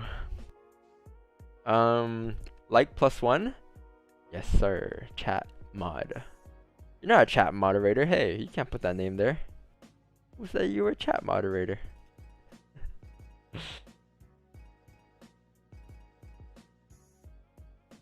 For some reason, today's YouTube revenue for this video is apparently $132. I don't know how. Pretty weird. Oh, we're breaking above here, guys. We're breaking above here. High probability. We'll continue up here. High probability. Ooh. Oof. You're near a closure above this resistance. Buy stops would have been only valid on this current candle here above this high. But now that we closed bullish, that's a bit different from buy stops. Right? So I believe you need a closure in the range here for us to continue to go up here. Once you get that, you can look for buys. Wait, did anyone take the first trade I took this morning on Zoom? Except from Wix9? I didn't take it.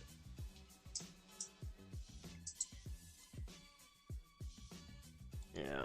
EU and EG just shut up. Yep, EU. Someone sent a chart earlier on EURUSD, and I said how it's gonna be a rocket ship on EURUSD as we break the high, and we are currently breaking those highs, and you could see EURUSD coming up towards that target up here. Clean traffic. They were swing trading on a 4-hour time frame, I believe. Yeah, right here. I said bounce was above there. I believe came up. We're gonna push up here. Yep. Not bad. This is a 4-hour time frame. This is only a 30 pip range. Not bad. Especially for EU. Okay, 30 minutes on closer, guys. 30 minutes on closer in about 5 minutes. If you get a closer above here, say goodbye. GJ. Because look at how many times we rejected this resistance, right? We rejected this resistance like multiple times here. Multiple times. So if we actually get a closure above this resistance, high probability we're going to continue up here. So 137, 144.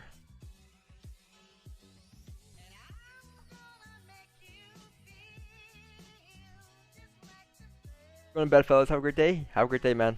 Hope you have an amazing day, man. Thanks for the $100 donation earlier. Appreciate it. I'll love. Catch you tomorrow.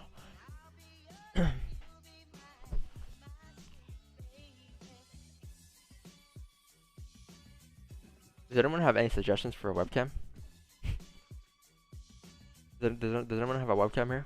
Like on a computer? Like that bot webcam? Because I'm tired of using my iPad here. This webcam is connected from my iPad, which is pretty crazy. Like I'm gonna zoom on a computer, but I connected it through my computer using an iPad, and that's the camera. I need to get a camera though, because I need my iPad for other things. You know, Logitech has some good cameras. Look at that.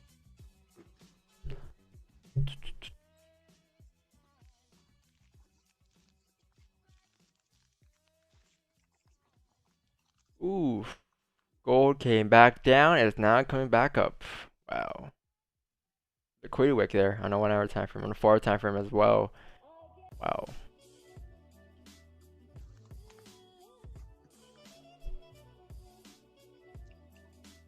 The next 30 is crucial on gold. I feel like it might fly. Next 30 on gold. Yeah. Yep, this is a huge liquidity wick, man. Huge liquidity wick.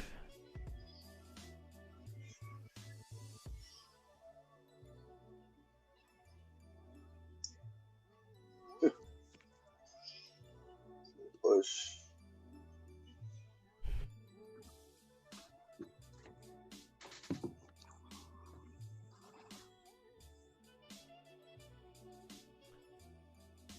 Getting Logic to 1080p, they're all good. Yeah, let's take a look at that. Yeah, Logic apparently heard good.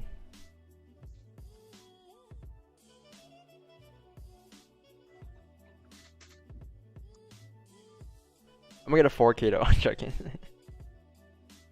Oh, that's a nice one. Best Buy. Nice.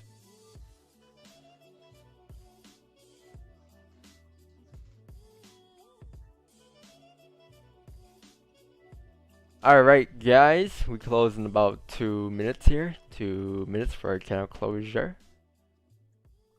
Let's see how we react at these levels here. I get the question, and people ask me all the time, why, like, would you consider these wicks as rejection levels? Yeah, of course, right? But the difference in these wicks here and a candle closing above it is that these wicks here, they all close below a certain level, and they all close below where? All these wicks came up, wick, came back down and closed below this level, meaning that resistance never got broken. Whereas if you get a candle closure above a wick, you have got a closure above here, price started to shift up after. Boom, boom, boom, boom, boom. Right? So that's why it's so important to draw your support and resistance off of body closures and not wicks, because the wicks could just reject anything and come all the way back down.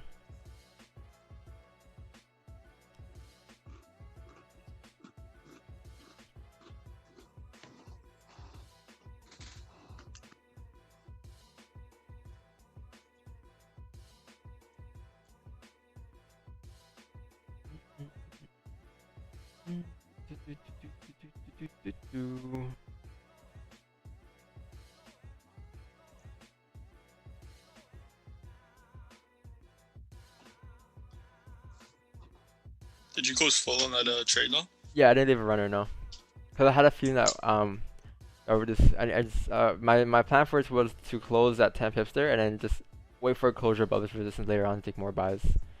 Yeah. I think your entry would have hit now. Sense. Yeah, my entry would have hit either way though. So yeah. Yeah. It was a pretty decent resistance too. I think though for a runner though, I'm gonna leave a runner if I take buys above here. I'm gonna leave a runner coming up to this resistance above here. That's probably gonna be my runner position for today. A 50 pip runner if anything.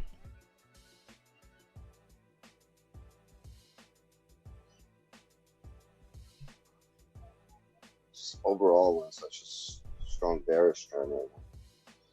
Yep. Yeah, 30-minute close below the range here. So there's no buys just yet. Right, we're gonna need a closure above.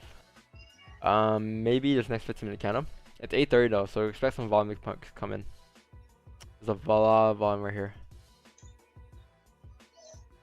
Hold on, guys. I'll be back in like 2 seconds. I'm gonna get some water. Bryce, later, buddy.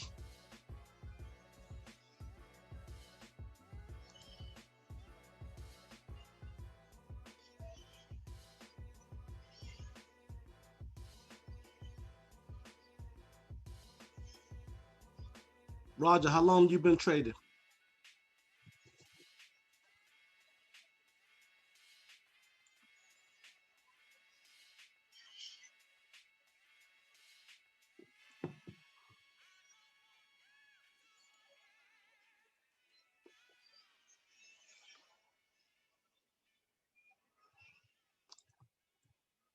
Oh, a veteran.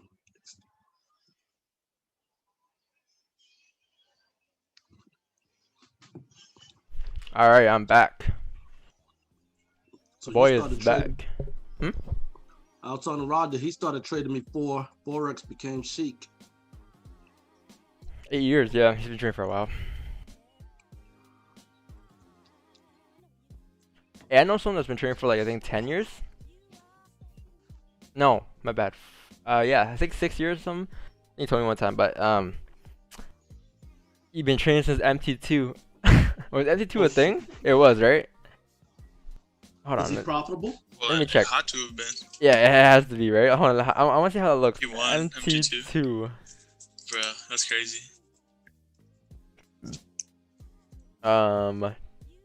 Chic before it became popular.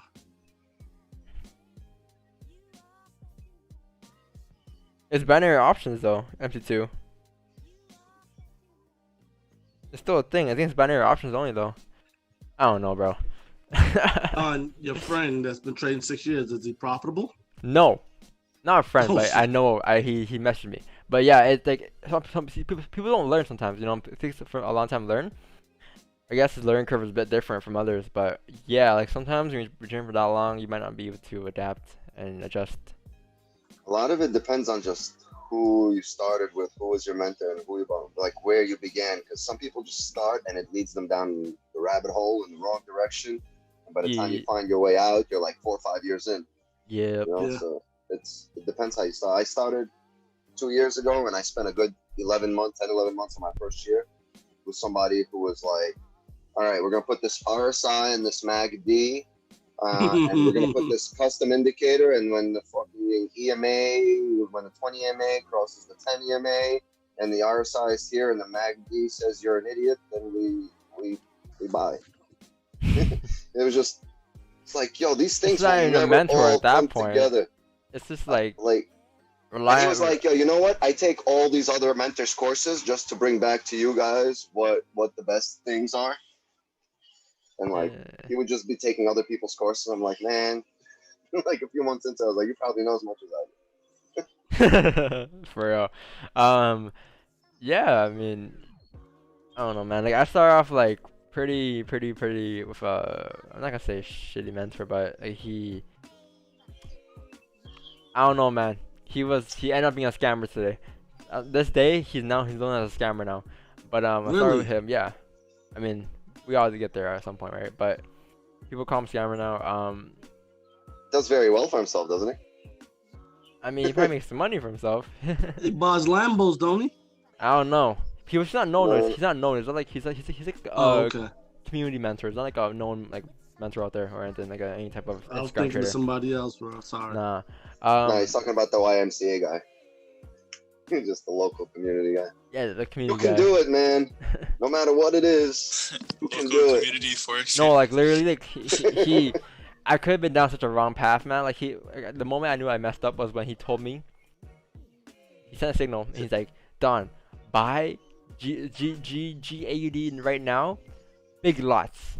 I'm like, okay, and a decent lot size. He's like, yo, enter more. The more adrenaline is in, it came down further. He's like, yo, enter more positions now, enter now, like in caps, like stack. I'm like, oh, okay. I stacked. Oh my god, man, I'll never forget that day. And you know, He's a mentor no more. he is yeah, it was something What else. do you say Man. after? He's like, No, all right. He's like, all right. Shit, the trade has stop loss. I'm like, okay, so I'm like, So why'd you take the trade? you, Why'd you tell me to stack more positions? Like, well, because the more journalists in, the more you should stack your positions because that means it's gonna pull back. And like, well, how do you know it's gonna pull back? He's like, it's gonna pull back. It was a huge bearish trend that day too. And I was like, what?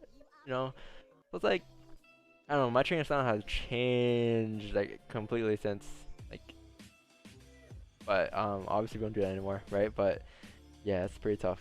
I mean, there's got to be a reasoning for everything, and if there's like if somebody can't explain a reason for something, like Yeah. the point behind something, then what's Like- the point of doing it? That's just like that's the definition of being stupid, you know? Like, why'd you It's buy just- here? It's like, oh, I need a Like, fib. Well, why'd you use a fib? What does it mean? It bounced off 30.2 retracement. Well, why? Why? What's there for a 30.2 retracement for it to bounce off of? Yeah, what does that have to do with the market? Explain to me how that's all Oh, relevant. and there's a volume I mean, indicator. maybe- Well, how do you know that there's volume that came in the markets? What information inside that volume indicator tells you that volume's gonna push up? There's no such, you know, it's like you don't trade the banks. How do you know volume's gonna push up here? So it's like, And just common sense. If somebody approached you and said, "Would you want to know what's happening right now, or do you want something to happen and just look at it later?" You know, like why would you want the indicators when they're all lagging and they tell you what's already happened? No, you want to know what's happening right now. yeah. You know. Oh.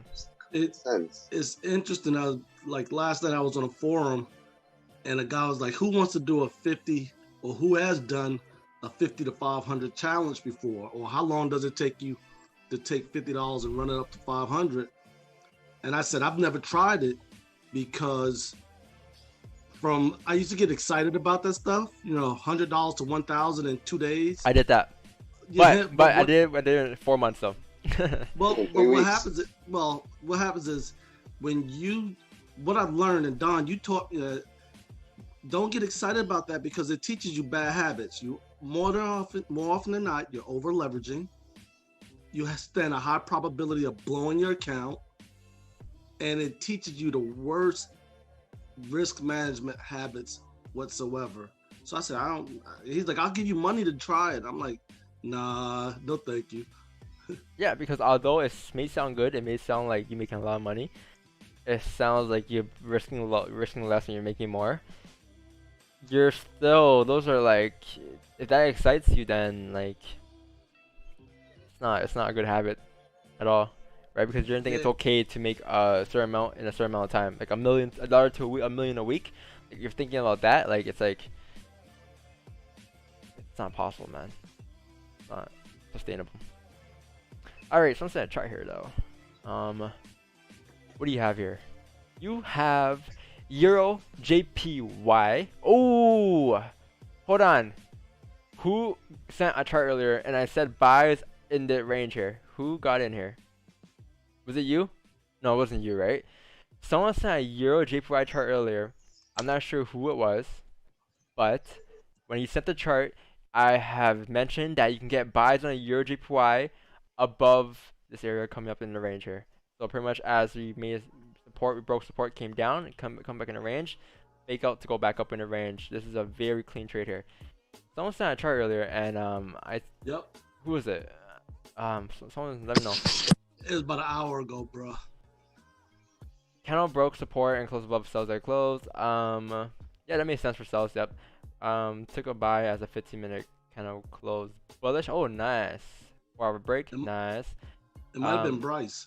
Looking for a break and candle to form support, continue to follow the bullish forward trend. Okay. Yeah, that makes sense. Above here buys above here would make sense. Yeah. Probably look for buys above this resistance here. Good wait for a closure above. Follow the daily trend. That makes sense. Carlo Doggy did it. Let me go back. Yeah. Yeah, it's Carlo Doggy. He sent that chart. Hell. Where is it? This one right here. This one, right? Yeah, Card Dog. He sent this chart earlier, and I mentioned how you can get buys on a Euro JPY back in the range here. This is a fake out you have to play here. You have a resistance formed, you have support formed, you have a range, and as you come back in the range here, look for buys going back up. Right? 85% chance you fill the range, and 75% chance you continue further up if you do break this resistance. So, very high probability trade. And yeah. That's a clean trade. Whoever took that trade there, on Euro JPY.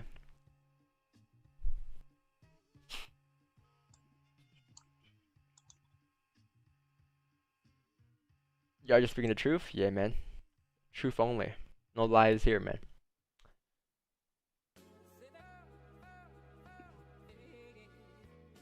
Gold is just nasty, man. Gold is killing every account here. Gold is killing every account here. Slayer. Yep. You never told all that. I'll break above this resistance for buys probably. But man, oh man. This is a tough range. Nasty range. So the guys that turn you on to Forex Store trade, I don't know, man. I have no clue. I had no clue. Say what? What was the question? I didn't even know that was the real name that he gave me. I don't even know if I'm not in his groups or anything. I don't know. I left. That was like 2 years ago. He might still trade. I don't know, man. But like, yeah. Actually, when I had my course in New York City, last year, around this time last year in NY City, we had an in-person course. He actually messaged me. He's like, "Oh, I see you doing this now." Oh, it's like, I haven't talked to him since though.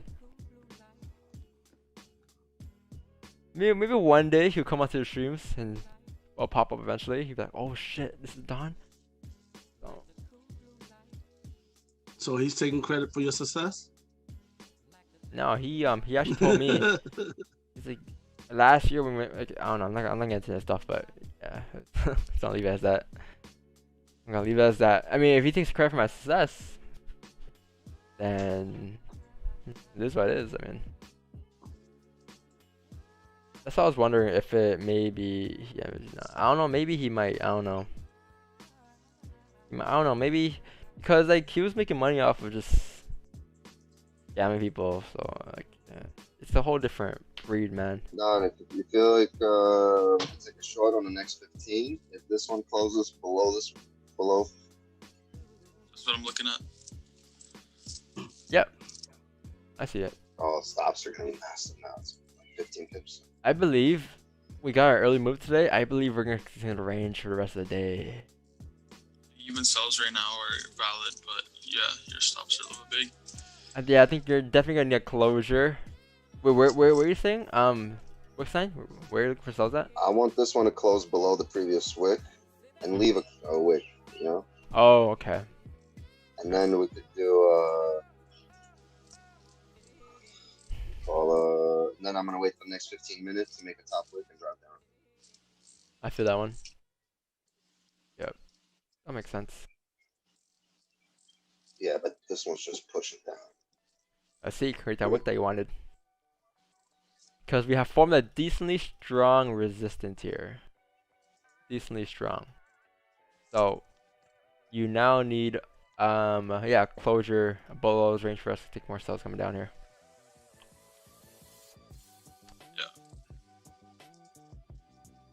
If you took it based off of the break of the 15-minute or 30-minute low, that wasn't a bad idea.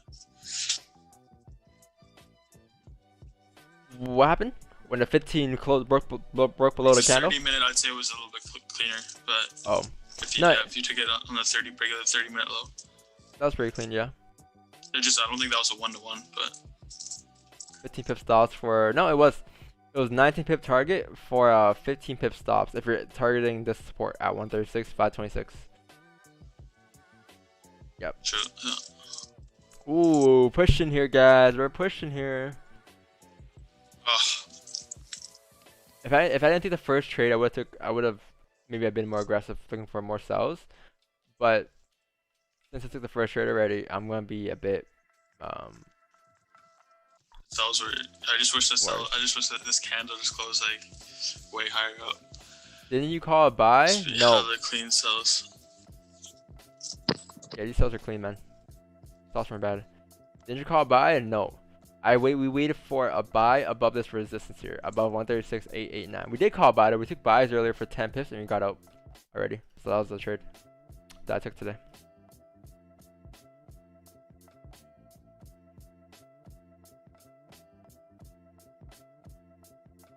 You guys getting in, Sam? Works on?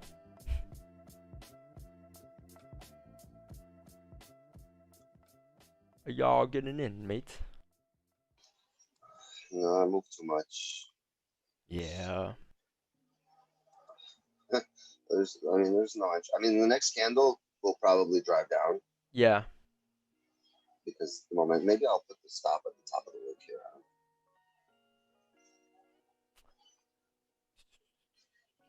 Personally, I'm looking for sells below this area here. Below this area will be much cleaner. Compared to this, like, this area right here is just higher probability, man. 15 pip range here below this range. Like, I'll take that any day over this mess over here. Because over here you have, like, it's clean to go down to the range, but you have, like, this, and then you have, like, this support here. Like, you have so many levels here. Like, yeah, remember I was talking about it last week when I said on the 50, it'll come out. Well, last week it was going down. It came, made a support, bounced up, and then came down, made a wick, just tipped it. Did the same thing here. It came up, created a support right there, and then it came down, came back up, and just wicked. I'm sorry, that resistance where you have buys above here. You see how it just wicked it? Yeah. Like 2 candles ago. Like I see this play all the time. It'll come up, make a body support, and then come back to it and make like a little wick and drive the other way. This is the same play from last week. I keep seeing it and I keep missing it. You gotta start asking on it, man. If you've seen something play out a lot, man, just have to try it out. Because after you try it the first time, it's gonna get that off your shoulders. And Yeah, like, but wow. it just doesn't fall within my my risk management. I feel that. Especially here, like it's just too many pips. 15, 16 pips for stops. I don't know.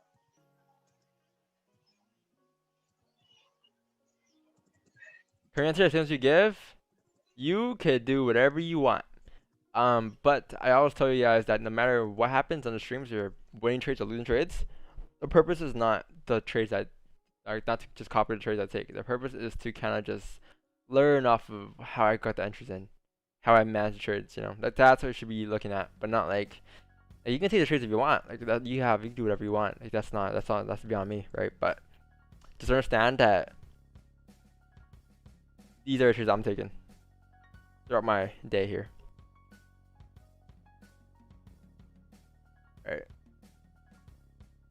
But yeah, if you wanted to get into sells earlier, the buys earlier, we did get in buys here. We got in buys at 738. You can see how we got in. Pretty much got in above here. I think we got in like found 30-minute time from here. We got in above the high here, and our TP was above right here at that wick, and our stop loss was below this candle here. It was like a 1-1 trade risk to reward, and we got out at 10 pips on a dot, around 9 to 10 pips. So that was a trade. And then I mentioned how I was gonna wait for a closure above this resistance here for us to continue to go up, but we never closed above this resistance here, so there's no buys just yet.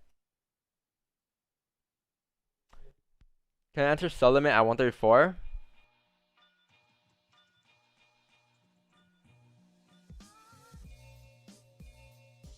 $136, there we go. I was like 134. Yeah, you can enter next summer. It's gonna be a while till we get 136. 136 sell limit. Why don't you just focus on, because for you to predict a sell limit, you're predicting that we are going to do this. Because you don't have a sell limit, you're predicting that we're going to come down in here, retest this, and then come down. Why don't you just wait for candles to form coming down to the support to see what happens here? You know what I mean? Like, you put in the extra work for no reason here. Or take sells coming down to support down here, But you just doing this is a bit more risky, man, because you don't know how candles are going to close coming down towards these levels here. You don't know how price is going to react coming down to that level there. You need a support to be created, you need a resistance, you need a breakout, you gotta wait for those things to set up, man.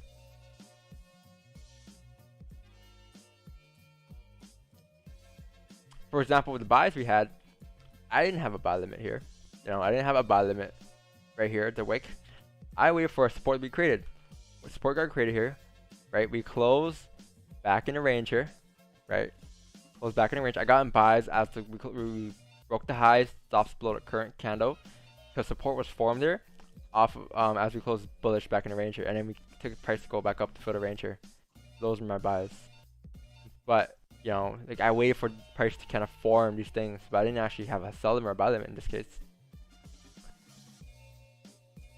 How much risk do you catch daily? I aim for about 10, 20 pips. Sometimes my scalps turn into swings.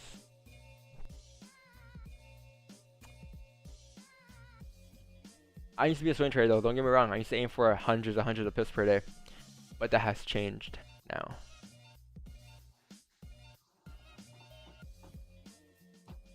How much dollars? 10 pips? That depends on your account size. That should not be your focus though. Your focus should not be how much you're gonna make on 10 pips.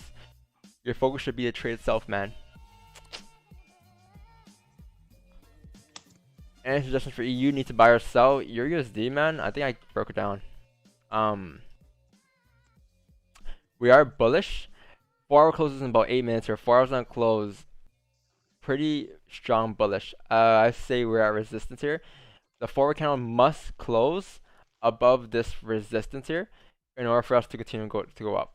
The next target here is looking left is going to be 18375 here. Nice little 30 pip range here. You're going to need this forward candle kind of close bullish above the resistance here to continue to go up here. Something like this, potentially.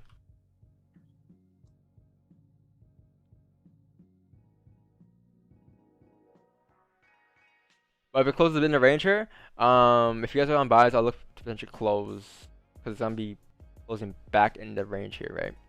So you're definitely gonna need closure above 100%. The last 1 hour candle's gonna close bearish, but that's because the forward candle is still open and the forward candle's gonna close in about 8 minutes here. So that's why we had the 1 hour candle close bearish because the forward candle is gonna leave that wick for us, right? That wick here for a wick to potentially go up here. So we're definitely gonna need a closure above here for us to go up. How much are? What is this? But famous Lukey, I believe you're new here. I'm guessing you're new here because you're asking these questions. Yeah, it's gonna depend on how much your account size is, man. Why does it keep there you go.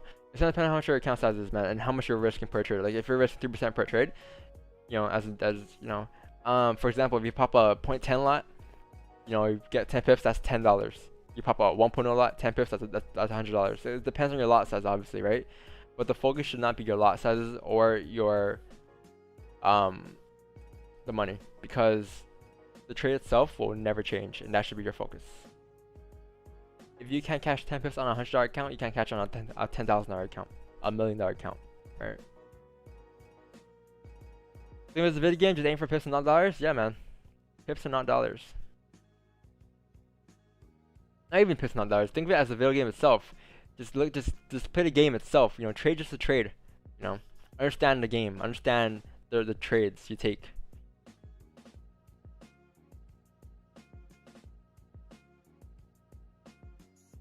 Pips and dollars will come with the trade.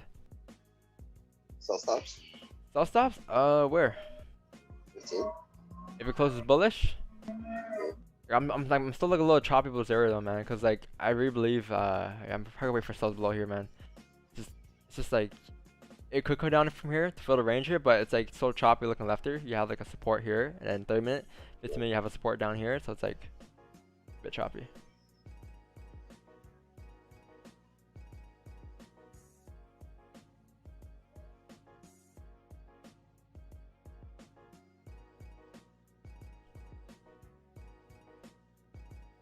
If you guys are enjoying the streams though, leave a like, man. I appreciate all the likes here. If you guys are new though, subscribe.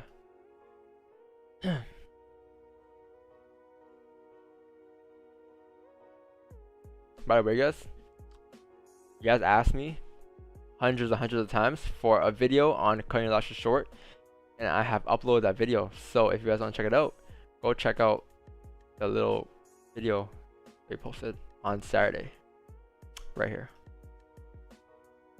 Okay.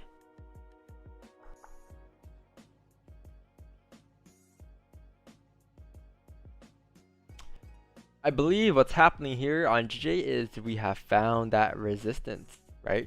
Price came down, made a low, came up, made a resistance, your new range. As we found resistance at the top of the range here, we came back down and kind of fill the range. So if you do get a closure below this range here, you can get sells and coming down to the support. I've seen where the last 5 minutes of the 4 hour, the thing just runs. Yeah. The last 5. Like 1 hour trend is still bearish, you know? I was in a trade a few weeks ago and it literally 8:58. It started running for like like 30, 40 pips by 9 o'clock. Just dropped the shit there.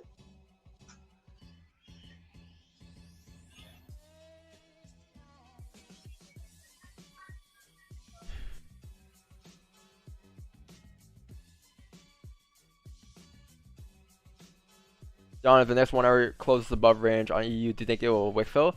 Let me take a look, man. You're USD, right? So, no, man. Above the range? Yes. Above the range, yes. Above the range, yes. If the 4 hour candle here does close above this resistance here at 17928, you can look to potentially go up, right? But as we're closing below the range here, we're closing below resistance. High probability that 1 hour's gonna close back in the range and we'll come back down because 1 hour time frame is now a fake out. Take a look at the 1 hour time frame. You have formed like a range here, resistance formed, support formed. So as we come back in the range here, as price broke out, we broke above resistance, right? But as we come back in the range here, we're breaking down support. High probability we're gonna come down further down to the support if you do close in the range here. I think the buy stops though in this case from the 4 hour time frame came up like what, 8 pips. 8 pips. I would have probably moved for stop entries at that point. But that's just me trying to catch 10 pips, right? That's gonna be a bit different for swinger traders. EG looks bullish. If it clears above 91 on 4 hour time frame, is that clear travel to 134? Which will mean G just sells correct? No, man. I mean, yeah, because high probability if the pound is selling, EJ should go up because pound, right? But don't always base your confirmations off of that correlation. But send me an EG chart. I'll take a look at it. But what I mean by like never base your analysis off your correlation is like, for example, let's say you see gold going up. Don't be like, oh yeah, US is gonna come down here. I'm gonna take a gold. I'm gonna take a US 30 sell here because gold's going up. Like they correlate, right? Fundamental wise, but price could do whatever it wants to do anytime.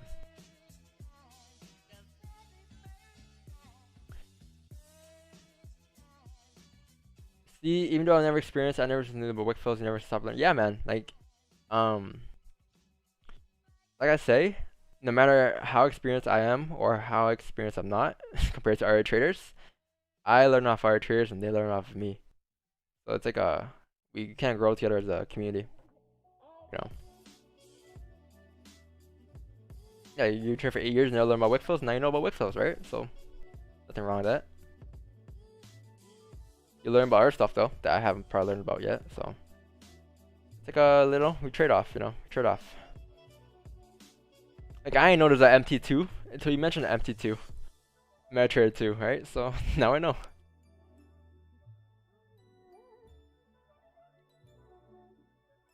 Ooh.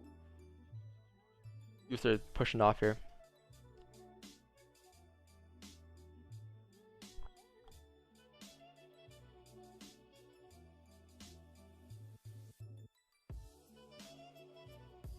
But it'll be 9 AM here, guys. Gold's like, nah, I'm gonna blow a few more accounts. Gold? Yeah, don't want to go noise, just blowing accounts left and right.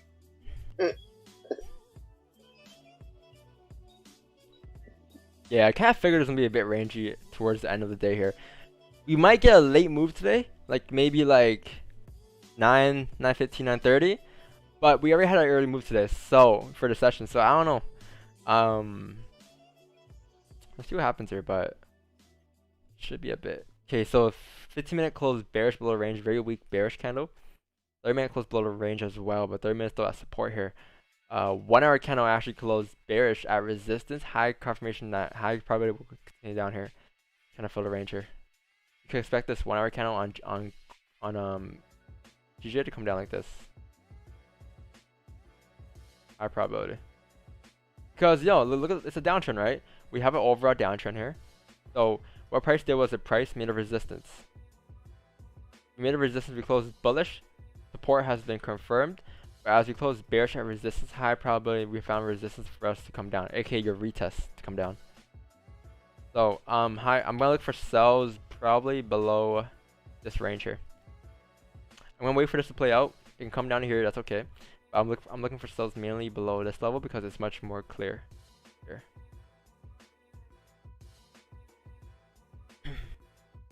There's one way to enter a sell once price breaks a certain level that you want it to break, But it's another way to kind of wait for that level to break, or another area to break for a much cleaner traffic, much higher probability, right? So that's what we're doing here. We're not entering any cells yet. We're entering cells below 136,524. So what session's your favorite? Mine's London. New York session, man. It's obvious. London is alright. It's not bad. I mean, technically we're in London right now. We're in London overlap with New York, so it's not bad. But yeah. New York is my favorite. Asian is not bad. Asian is, it's only if you know how to trade Asian, right? You can't just be trading Asian like New York though. You can't be trading for 3 hours. Literally Asian, you gotta hop on at around 6:30 p.m. And at 8 p.m. if you don't get a move by 8 p.m. get off the charts. Because 8 p.m. is the end of the Asian opening, and if you don't get a move by Asian opening, the rest of the Asian session is probably be a bit shitty. So that's when you kind of hop off. But London is not bad. London is like, I feel like if you're from the UK especially, you will be your overtrader, because you'll be trading the London and then you'll be trading the New York after, and it's just a mess. It's just so much time to trade. The least whip styles, yeah, London. I see like it's been consistent. London's pretty like it's okay. Like last session in London we had a range, right? So a session we had a little move here, all coming down here. So like not bad. I just like NY because NY is more volatile. London NY overlap, and then you have like the NY open at 8 p.m. and then you have the NYC open at 9 a.m. right? So you have a lot of volume that comes in during NY session. Whereas London, you only have a London overlap, which is at 3 a.m. Eastern. So my pair you trade beside GJ or just GJ. Gold. I'm returning on gold very soon. But other than that, it's just GJ. If you look at my MT5 history, it's literally all GJ. It's GJ, you know.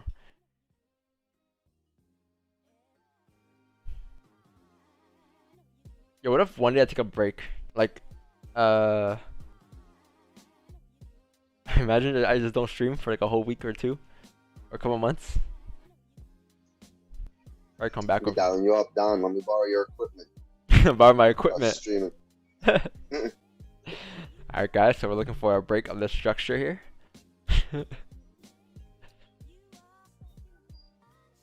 Nah, but yeah, I don't know. I don't think I'll ever take a break. I might maybe for a day or two in the future, like if I ever go on like some type of vacation, but like I doubt it. Not anytime soon with COVID stuff going on. I mean, if you're building a brand, you can't take a break. Yeah, especially when you're starting off. Like we're still new here, you know. We're not like we've been doing it for like what, 6 months. I guess we need a year or something before we take some breaks. If we take a break now, man, we're gonna lose viewers and then we're gonna lose followers. We're not gonna be consistent, you know. So gotta be consistent. That's what people love. That's one thing I learned. Business, that people love when you're consistent. Like when you think you're gonna post a video, you gotta post that video. You know, you can't just say you're gonna post a video and then not post a video. Like, oh, this guy lies. This guy's not. You know, he's not true to himself.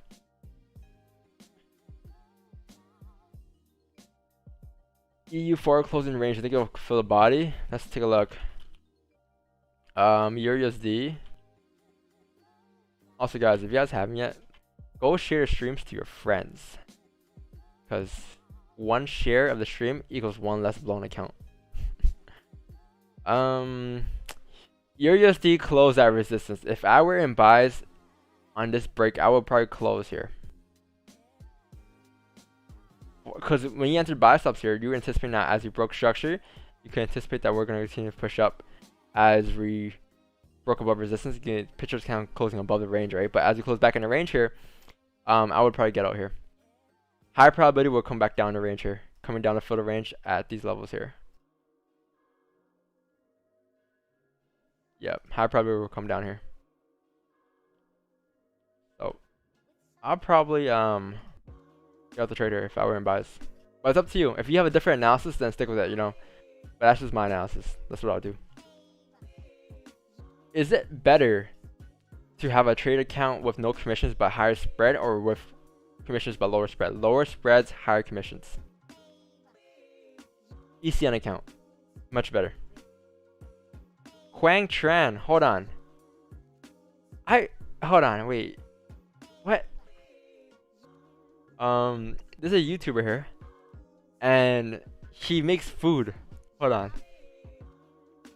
His name is Huang Tran. Are you this guy? I doubt it, right? But I watched this guy, and this guy makes food, right? And his name is Huang Tran, and your name is Huang Tran.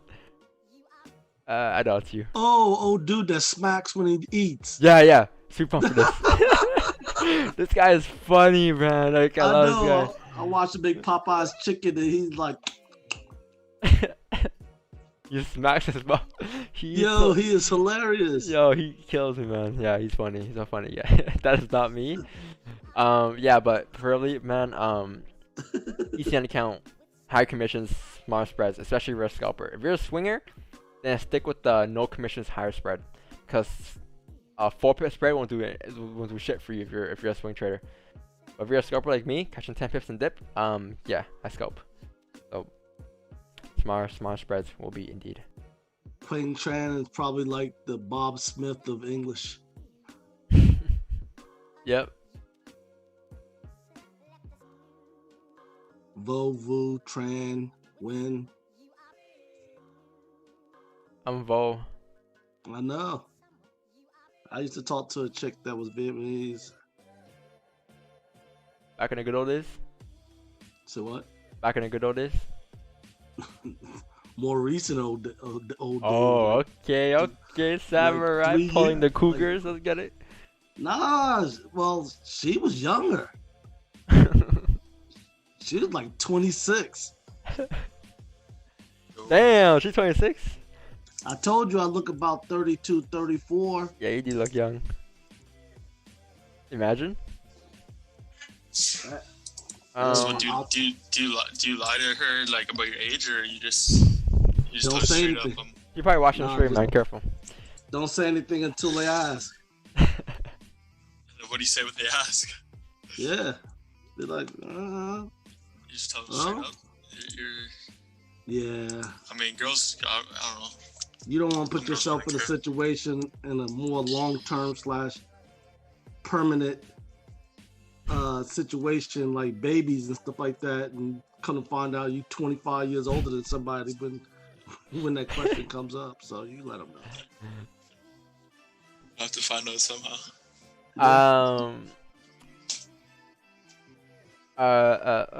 What's this? Is it need to be consistent motivation or pressure? What do you mean?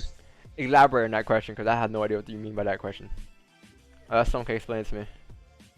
Does that make sense, or is it just me? Is the need to be consistent motivation or pressure? I'm confused. I'm confused, bro.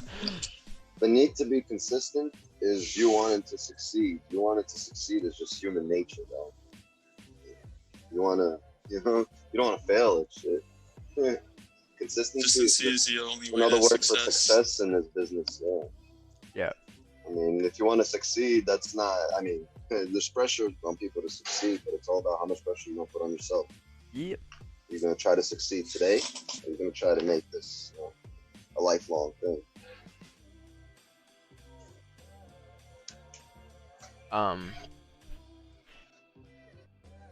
Wait, so how old are you? ECN is better for shorter trades. ECN is better if you want smaller spreads. If you're a scalper, right? ECN spreads are like 1 pips, whereas swing trades, non-ECN accounts are like 4 or 5 pip spreads, 6 pip spreads. Those are more for swing traders.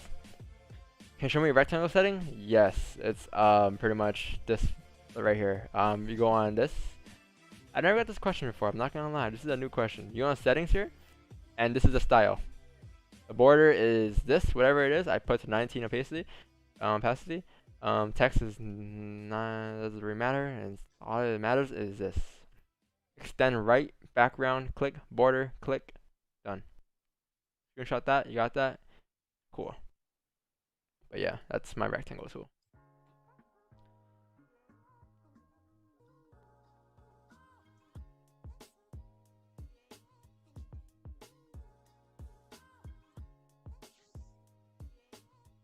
Don, he expanded upon this question. How old are you guys? I am 20 years old, turning 21. Been training for 2 years.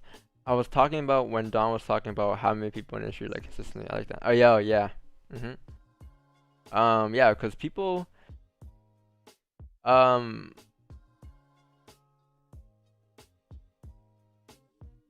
would you rather have someone that's consistent or someone that lies to you, you know? And they're not lies to you, but just not consistent with their words. You know, they say that they're gonna post a video. I used to do that as well, and so I figured out that that's not the way to go. It's false advertisement, right? Whereas if you post like a video, oh, for example, I'm posting a video this weekend, guys. You gotta stick to that.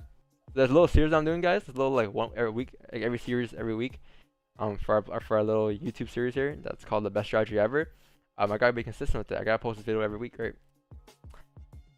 And eventually, people will realize that we're consistent, and they will like the value. What I've learned is, in terms of what you're talking about consistency, if someone tells me their strategy or they're teaching their strategy, but I notice that they always like take a trade outside of what they're teaching, that's not consistent. Like, for example, if you were saying, wait till candles close, but every time you took a trade, it was in the middle of a candle with 3 minutes left, 5 minutes left, or whatever, I would start wondering, like, because then you start getting a lot of, why did you take that trade and the candle didn't close? And then you come back and say, well, in this particular instance, such and such. Yeah, you see what I'm saying? So for me, consistency is sticking true to what you actually say. And if you don't trade, if you say you don't trade outside of a particular session, yep, and I'm always seeing you in Asian session, then you know. But I mean, well, I trade Asian. Don't say that. No, I'm saying not you. Oh, in general. I've heard, you know, and all of a sudden you got 50 pips in Asian session. I'm kind of wondering now. Yep. In general, it just means showing up every day. Whatever you're doing. I mean, you could talk about any industry. You could be consistent in any industry. Well, you need to be consistent in any industry in order to build a following, in order to build a brand, in order to have people believe in you and what you're doing. True that. No matter what you're doing. I mean, if you're a basketball player and you ain't making free throws, you ain't gonna be in there at the end of the game. You know, your consistency's not there.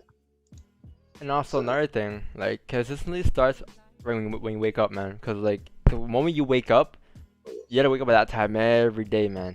Or like every day that's a week. You know, for example, like we stream every morning. What if I don't wake up at 6 a.m. every morning, man? You know, I start to break my routines, and then I'm gonna start thinking it's okay to start messing with my routines, and then I'm not gonna be as consistent, right? It starts off with all these little things though, especially with how you wake up. It's a routine, man. Routine builds consistency. Consistency builds growth. Growth builds profits, right? That's what trading is. But if you're not trading every day, like for example, if you say, oh, I'm gonna wake up tomorrow morning at 8 a.m. Eastern because there's news going on, I'm gonna wake up for that. Then and you don't wake up the days following after that because there's nothing going on, then you're not consistent. It's like you gotta be consistent. Did you see the military dude giving a commencement speech? No. Where he was talking about, you know, start every day waking up in the morning and make your bed. Just make your bed. First thing you do, wake up, make your bed. This creates, this creates consistency and it creates some kind of structure. You know, you wake up, boom, you're up, you made your bed. That's the first thing. You already got one thing done for the day. Yeah, you're right. I low key didn't make my bed this morning. Kind of woke up late. But he's just saying, you know, there's a military dude, and he was talking about how this is how they build consistency in the military, where you get structure, and then you repeat that structure every day, and that structure is set up in a way to benefit the rest of your day or benefit your lifestyle. So, you know, and if you are consistent with what benefits you, you know, you're going to succeed. That's a very good example. Yeah. Cause yeah, if you wake up every morning and that's the first thing you do every morning, yeah, like you said, like that's off the rip, check mark. That's one thing done. Another thing, cause like if you don't make your bed, it starts that momentum. Yeah, it starts momentum. If you don't make your bed, you have no momentum at all. You have nothing going on for yourself. It's like, you know. Former Marine here. Wow. Nice. I swear I put on shoes just to trade. You Feel like do? I'm going to the office. I mean, some people get dressed to like. I know Put my I work. kicks on. People work in their house. They get dressed to work in their office. That's fine. It builds that like like Oh yeah, I know plenty of people that get up, put on a suit, and go into their office in their house. Yeah. And sit there all day and trade. Like that's their thing. They're at work. Yes, it sets the mindset because when you're in a pair of sweatpants and a sweatshirt with flip flops on at home, Bro, your I have a mind is not the same. sweatshirt. I have sweatpants. I got flip flops on right now. No, but I'm just saying, like, when Drinking a you pina work a colada. corporate position, Yeah. they talk about how your mindset is different.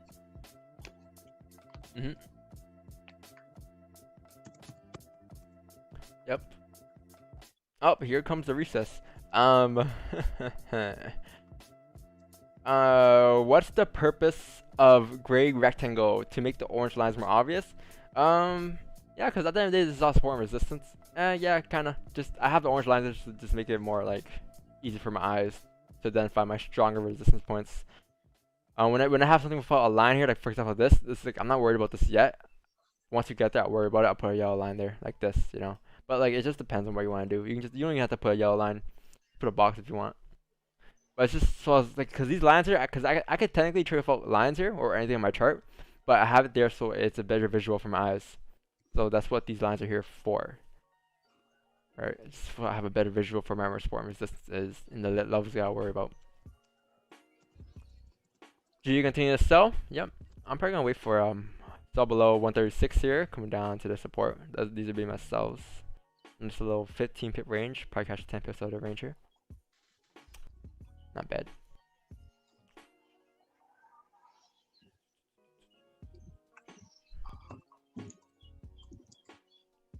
Took very nice buys today though for 9 pips on GJ. If you guys want to know more about it, go check it at around 7:38 a.m. Eastern. Hey, I believe 15 minutes breaking the lows here. We're breaking support here. Very minor support. The reason why I'm not looking for sells in this area, guys, is because this area is a bit more choppy. Because 15-minute support here is like right here. Right? Whereas you have this level down here, this is much more clean. Much more clean. In the bigger range as well.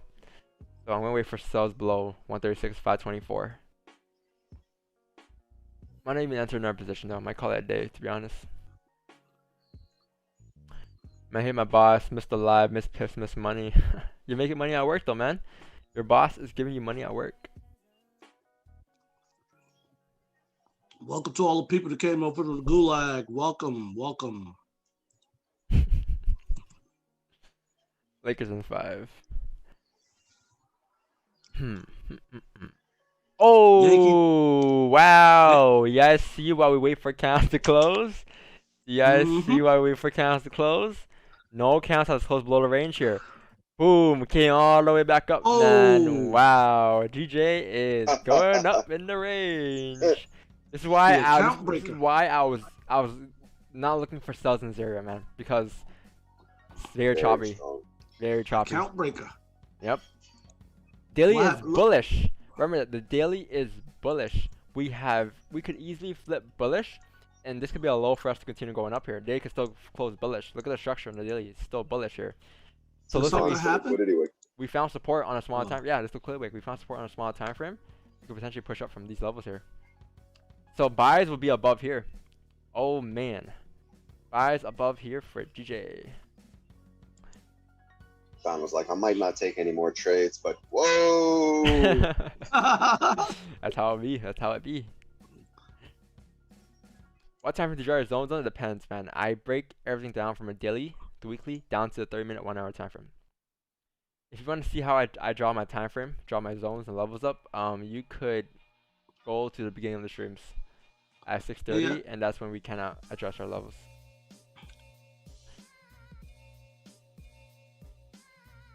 Cool now say predicted an hour ago. Nice. Good shit, man. Yep. I think buy stuff in this scenario was very clean as well. In this scenario where we pretty much the same play we talk about all the time. You know, I'm gonna make a name for this play. What should I name it? The carrot? The celery? It's organic. It has to be organic. I think I'm gonna name it the celery. So The zucchini play. nah, man, zucchini is too much. People are gonna think, you know, but yeah. So the celery play. So what happens in celery play is we form the resistance here on like the 30-minute time frame, 15-minute time frame.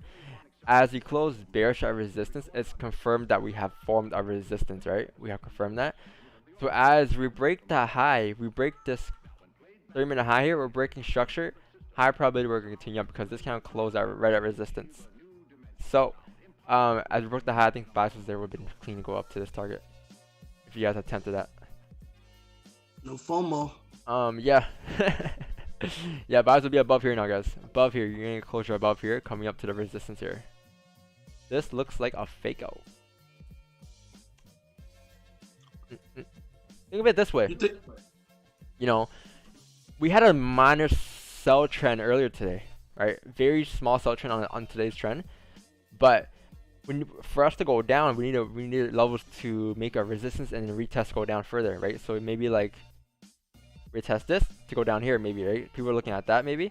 So in order for the retest to be confirmed, you're gonna need this resistance to confirm here and to respect, right, at that resistance. But as we break that resistance, we are now breaking structure. Gonna come up to break this, come up to fill the next structure, which is the next range, which is at this resistance. So if we were to break this resistance, same thing. We're gonna come up to tap the next resistance. So a buy above this resistance would be pretty lovely for DJ here. You blew your account, Enrique? Enrique was not in the cell. Don't get me wrong. Enrique. No, he just said it. No, he can't be in a cell. He cannot be in a cell here. There's no way Enrique was in a cell in this scenario. Enrique is too experienced to be in a cell in this scenario. He's the market maker. Oh, okay. Man. He can't be in a cell. He's a market maker. He can't. He knows what direction it's gonna go. He can't.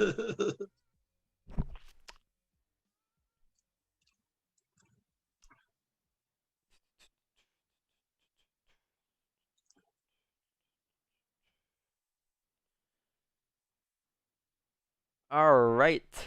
We are not closing yet, guys. Do not get FOMO. If you enter here, RP to your account, right? You gotta wait for a closure either above this resistance or this resistance in order for us to continue going up here. Because this candle could still close below 136.889, meaning that we're still gonna be in the range here. So you definitely need a closure in the range, above the range here. But this is that seller replay. It's the fake out. This is that seller replay.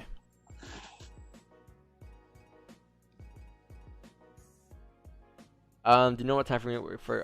Probably in this scenario, probably either a 15 or 30 minute. Either one works. Because if the 30-minute closes here, we'll get a wick fill. Next candle, high probability of us going up to fill the wick here. Right? And the reason I'm saying here and not here is because once we fill that wick, because this wick is on a smaller time frame, a bearish candle. For example, you have a 15-minute candle here. Right? You have a 15-minute candle. So you go up, and the last 15-minute candle of this. So these are 5-minute candles here on the 15-minute candle. These are 3 5-minute candles. So as the last candle has to close bearish to make that wick, right? So this wick here is now this resistance here, right? And this is your support, and this is like your range you have here on like the 5-minute time frame. Because this wick is this wick is a range. So as we come up to break that wick again and form support on a 5-minute time frame, high probability once we fill that wick, aka break the wick high, we're gonna eventually break the 5-minute level high resistance, which is this resistance right here, and then we'll eventually pop further up. So that's why my resistance is gonna be, my TP is gonna be up here if I were to take buys above this resistance for a wick fill to go up on a 15 or 30 minute. But yeah. DJF Holiday today. Market stuck GJ? Nah, man. It's very volatile today. GJ is very volatile today. I don't think it's that rangy enough to blame it on a holiday. This Very round of rangy. EU UK trade talks, one of the most positive so far. Big progress. Oh, this is what happened. So latest round of UK talks, one of the most positive so far. Big progress. This round of UK talks. You need to follow these guys on Twitter, bro. Yeah. But this is all like this is all like unexpected stuff. So like, yeah, even if you follow on Twitter, I don't think you can get any type of unless you have Bloomberg Terminal or something. Right.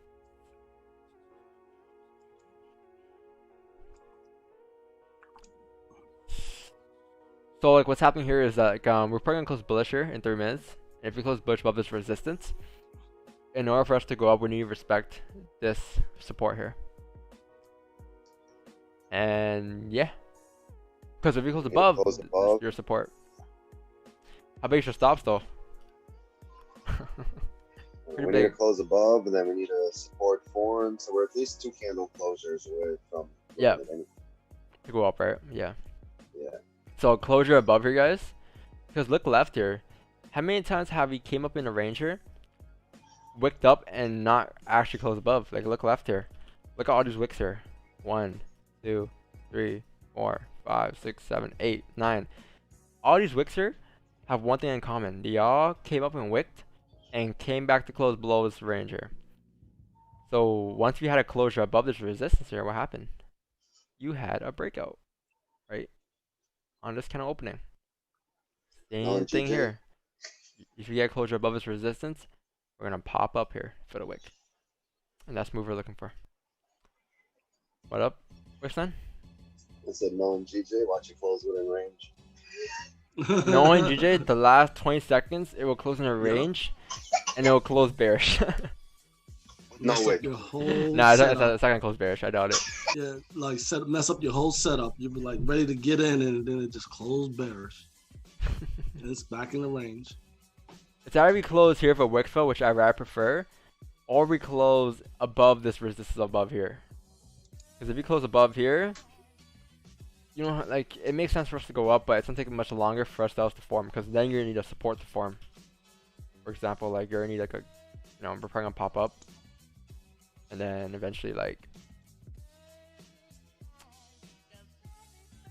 break that support. And as support forms, you need some type of support reform, confirm bullish, and then eventually will pop up like this, right? After that support's been confirmed there.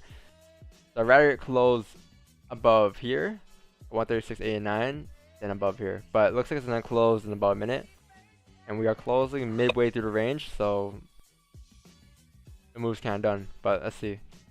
If it closes like, you know, around this area, 136.951, you can look for buys going up for the range, for the wick. I remember canceling me in the last few seconds. Yeah, man. Like I used to like always. I remember before I used to answer within the last minute of a candle because I'm like, oh yeah, it's gonna close above resistance. But I stopped doing that. I learned. Look at this right here. I learned so quick. Yeah, because look at this. The last 20 seconds, it can close back in the range here. Hey, who knows, right? Let's see. I need you to dial up the market. Hello, market maker. Please close above 136.889. Thank you. Put your request in. If you are a real market maker, I want you to close right at 136.946. 946. Oh, right at 946. Real market maker has answered the phone. We're gonna get a wick for here. High probability. I'm not thinking. Stops are too big here, right? Stops are massive. It needs support. You need support for them now, right? That's the issue. If you're more of a swing trader, if you okay with having bigger stops, like 36 pip stops for like a 4 pip gain, it's worth it for you. But it's just stops are a bit big, man. You need support form there. If you want to be aggressive, very aggressive, stops below current candle. But it's very aggressive, man. Very aggressive. Because this candle is not breaking any highs or anything. Unless you enter up here at the break of the high, stops current candle. But this is a very aggressive play if you enter here, which stops below here. Very aggressive. That's 21 pips on the 15-minute candle. Yeah. No. Very aggressive. Alright, just call that a day here. If you guys are trading long overtime today, then I'll wait for maybe above here buys or maybe support be formed here before you take buys going up. You know, maybe we can close bearish here. If we can close bearish here, like so. If you close bearish like this, the first 15, like this. This is what happens. Don runs off at 9:30, 9:45. Candles start forming. By 10 o'clock, Don hits TP. Yep. When I hop on the street, it makes his move. Yeah, but then he puts in the what you call it, the group. You know why though? Like you know why though? The last 3 days, I think you signed off. Yeah, caught 20 pips. The move came 9:45. You know why though? Because I understand that like when I hop on the streams whenever like I understand that price is gonna be a bit dead, and I understand that I'm gonna have to wait for a couple more candles in order for me to enter a trade. So there's no point in me being on the street for those extra candles. You know what I mean? Like for example, for a buy here, I gotta wait for like another two other 15-minute candles, probably the 10 a.m. candle for me to take more buys, because at that time we'll get that support formed. But we can't get support formed here. It's impossible, right? It's either we get a wick fill here for the move to finish, or we just make support here. So if you close bearish here, you can get buys above the candle high, but other than that, it's like high probability we're gonna continue up here. So I say stick around for another 35, 40 minutes. Nah, man, that's like 4 hours on the charts. I'm probably gonna be, my mind's gonna be gone at that time, man. A 20-year-old is. Paul, drop him $20. Okay, well think about it this way, like you can only make like 2-3 good decisions per day. I made one good decision for today, right? Which is GG buys. But if I'm on charts for a longer period of time, it's gonna force on my, I think that I need to take another trade. But I don't actually need to take another trade. I can call it a day with one trade with my 9 pips today. Because you do remember, it's the end of my session as well. At 9:30, I'm off, man.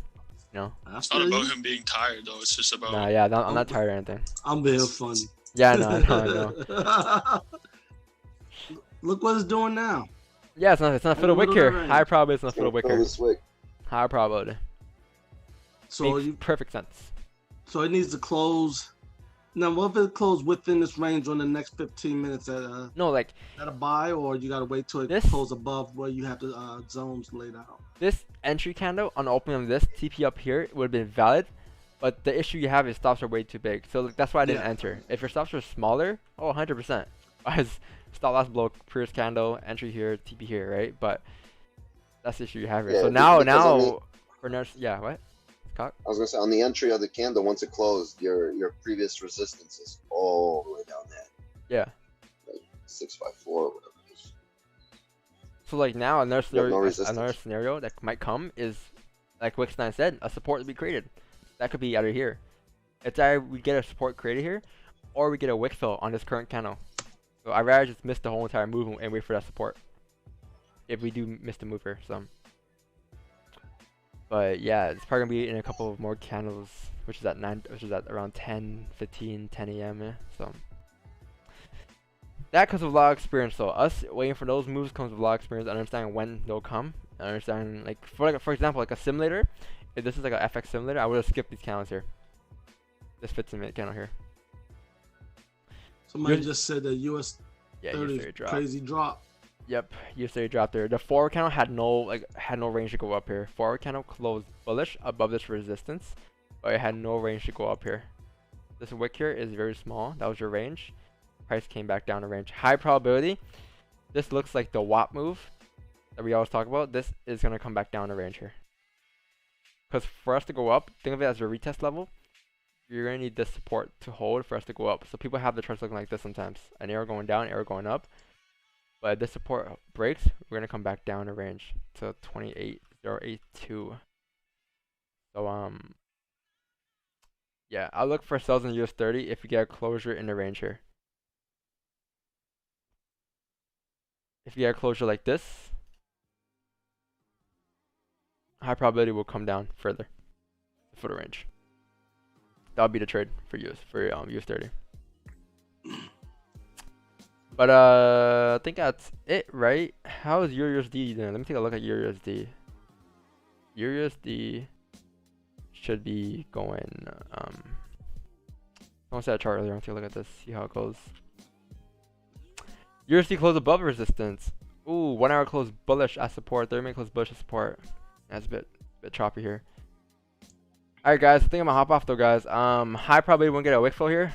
Price to go up. If you're in buys, congratulations. If you're, I didn't mention you can answer buys here. If you're okay with having a bigger stop loss, 36 pip stop loss for a 45 pip gain, not bad, right? It's just a bigger stop loss and maybe use lower lot sizes, but yeah, I think that was it. But aside from that, guys, I'm gonna hop off here because I'm pretty tired. So peace and love, guys. I'll catch you guys tomorrow morning at 6:30 a.m. Eastern. If you guys enjoyed the streams, leave a like.